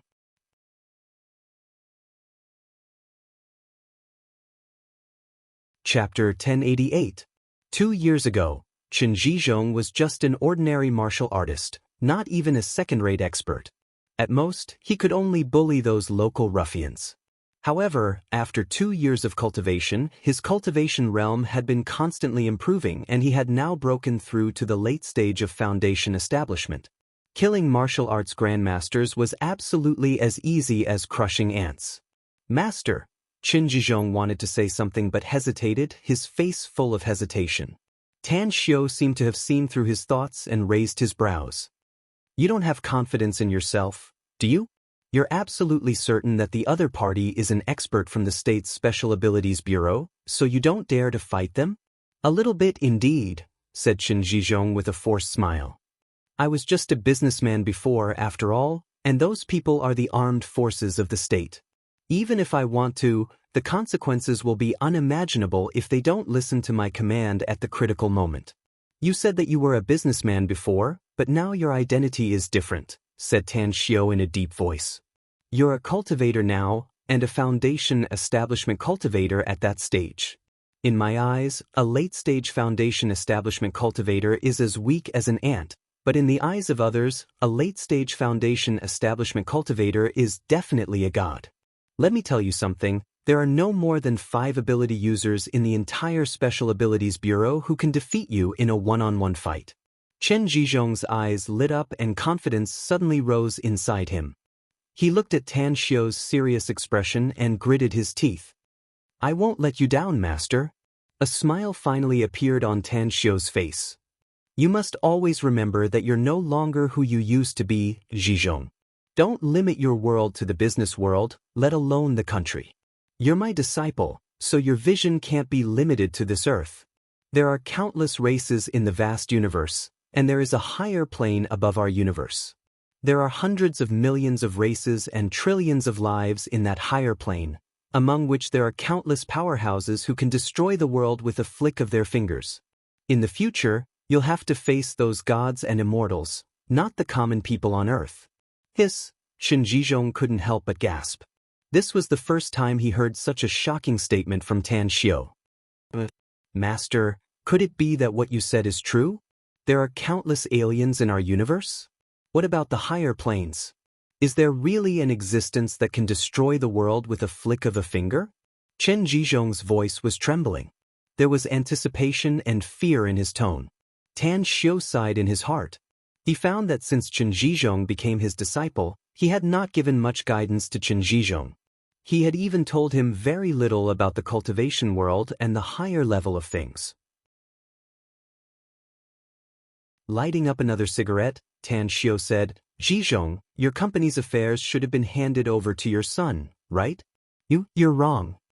Tan Xiu's expression suddenly changed, and a strong killing intent emerged in his eyes. He instantly grabbed Chen Zhizhong's neck, and a sharp dagger was pressed against his heart. "Us, master." Chen Zhizhong revealed a look of disbelief. He simply couldn't believe that Tan Xiu would suddenly attack him. "Stretch out your wrist," said Tan Xiu coldly. Upon hearing it, Chen Zhizhong immediately stretched out his left wrist. He could feel that the sharp dagger was taken away by Tan Xiu from his heart. His expression relaxed a bit. Tan Xiu put away the dagger and grasped Chen Zhizhong's pulse. What made him angry was that someone had placed a seal inside Chen Zhizhong's body. Not only could this seal shield Chen Zhizhong's own power, but it could also affect his spiritual sense, causing his spiritual sense to be trapped in his sea of consciousness, causing a huge gap in his memory. "Master!"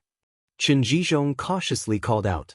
Tan Xiu loosened his grip on Chen Zhizhong's neck. Killing intent flashed in his eyes as he asked in a deep voice, "Who have you seen after leaving Kunlun Mountain? Can you remember who has done something to you?" Chen Zhizhong looked confused as he shook his head and said, "No. After returning to Star City, I immediately arranged the company's affairs and handed over all the big and small matters to my son. Every day, huh? How come I can't remember anything? What am I doing every night?" Tan Xiu loosened his grip on Chen Zhizhong's wrist and said in a deep voice, "Follow me." Liangong City. The Blue Ocean Golden Metropolis Hotel was located in the city's new development district, a bustling area. It was a 24-story hotel building with a presidential suite on the 20th floor, which was the most expensive hotel in Liangong City. Inside the presidential suite 2045, the room was pitch black. The window was open, and the cold wind blew in from the outside. Two figures flashed lightning fast and entered through the window. Tang Xiu's handsome face was illuminated by a lighter as he lit a cigarette. "We can get a room directly, master." Chen Zhizhong couldn't figure out why Tan Xiu didn't want to get a room but sneaked into this presidential suite instead. It must be noted that he had brought a group of men to this hotel and stayed in the 19th floor, where he had a room. The entire Liangong City should be under the surveillance of the Darkwind's intel operatives. Tan Xiu shook his head and said, "If my guess is correct, Wen Feng already got the news of your arrival the moment you stepped into Liangong City. It's very likely that there are many intel operatives of the Darkwind organization lurking in the dark in this hotel. Once the news of me coming back is leaked, I'm afraid they will start investigating my whereabouts." "What's wrong with me, master?" asked Chen Zhizhong in a flash. "I can't remember what I've been doing every night on the way here. I don't even know where I've been every night." "Someone did something to your body. Although they didn't completely seal your cultivation, the restriction technique they used was very clever. You could have lived safe and sound for about 3 months at most if I hadn't discovered it in time," said Tang Xiu lightly. "But after 3 months, your internal organs will begin to fester, and your meridians will break bit by bit. At that time, no one will be able to save you unless a golden immortal of the great all-embracing heaven descends to the mortal world. Further, your memory has been affected by the restriction, causing you to forget a lot of important things." Chen Zhizhong's face turned pale and fear could be seen in his eyes. After Tan Xiu finished speaking, he stammered, "Master, you're right. I've been feeling that my memory has been deteriorating recently and I can't remember a lot of things. It turns out that someone has done something to me." Tan Xiu pointed to the ground in front of him and said, "Sit down cross-legged. I'll help you remove the restriction in your body. Also, I need some serene articulation grass to awaken your sealed memories." Chen Zhizhong hurriedly sat cross-legged in front of Tan Xiu and asked, "What kind of medicinal herb is this serene articulation grass, master? How come I've never heard of it before?" "You really haven't heard of it? It's because the serene articulation grass is not a medicinal herb, but a plant that can cause serious harm to the human body," said Tan Xiu lightly. "Only poison masters who like to refine poisons will pay attention to this plant. They will extract its internal essence and mix it with the serpent dragon pill to form a terrifying toxin." "Where can I find the serene articulation grass?" asked Chen Zhizhong. "You don't need to worry about the serene articulation grass," said Tan Xiu. If nothing unexpected happens, someone will send it to you by tomorrow evening at the latest. Having said that, Tan Xiu reached out to press Chen Zhizhong's head and cast a secret technique. It only took him a few minutes to remove the restriction in his body. Liang'ang City, Golden Coast Private Club. A faint fragrance of jasmine pervaded the air in an exquisite garden house. A thin and pale old man with a head full of white hair was sitting cross-legged on a praying mat in cultivation. Suddenly, his body slightly trembled and he violently spurted out a mouthful of blood. As his eyes suddenly opened, a strong killing intent emerged in his eyes. It was broken? The old man's thin body floated up and instantly appeared at the window. He looked at the swaying shadows of the trees in the dark night outside and slightly clenched his fists. Bam! With just a punch, the entire window was blasted out. Bush, bush, bush. Numerous lightning-fast silhouettes dashed over from all directions. In just a few breaths, there were already dozens of men dressed in black and wearing black masks appearing outside the window. What happened, Elder Wei? Wen Feng, who was wearing pajamas and slippers, flashed from a distance and looked at the old man with a face full of killing intent. His heart suddenly trembled and he respectfully asked, "Someone broke the restriction I cast on Chen Zhizhong's body," said Elder Wei with a heavy tone. Wen Feng looked surprised and said, "Elder Wei, didn't you say that no one in this world can break the restriction you cast on Chen Zhizhong's body except for you? Only a little time has passed, how come?" "Shut up." Elder Wei glared at Wen Feng with eyes full of killing intent. If Wen Feng dared to say another word, he would definitely kill him immediately even if he belonged to the same organization as Wen Feng. Wen Feng's breath stagnated. Although he was angry inwardly, he still looked respectful on the surface. Others might not know how terrifying and ruthless this Elder Wei was, but he was perfectly aware of it. At least a few of the brothers who came out of the training camp with him in the past had died in the hands of this old man. Elder Wei gasped for a few breaths and his murderous eyes moved away from Wen Feng.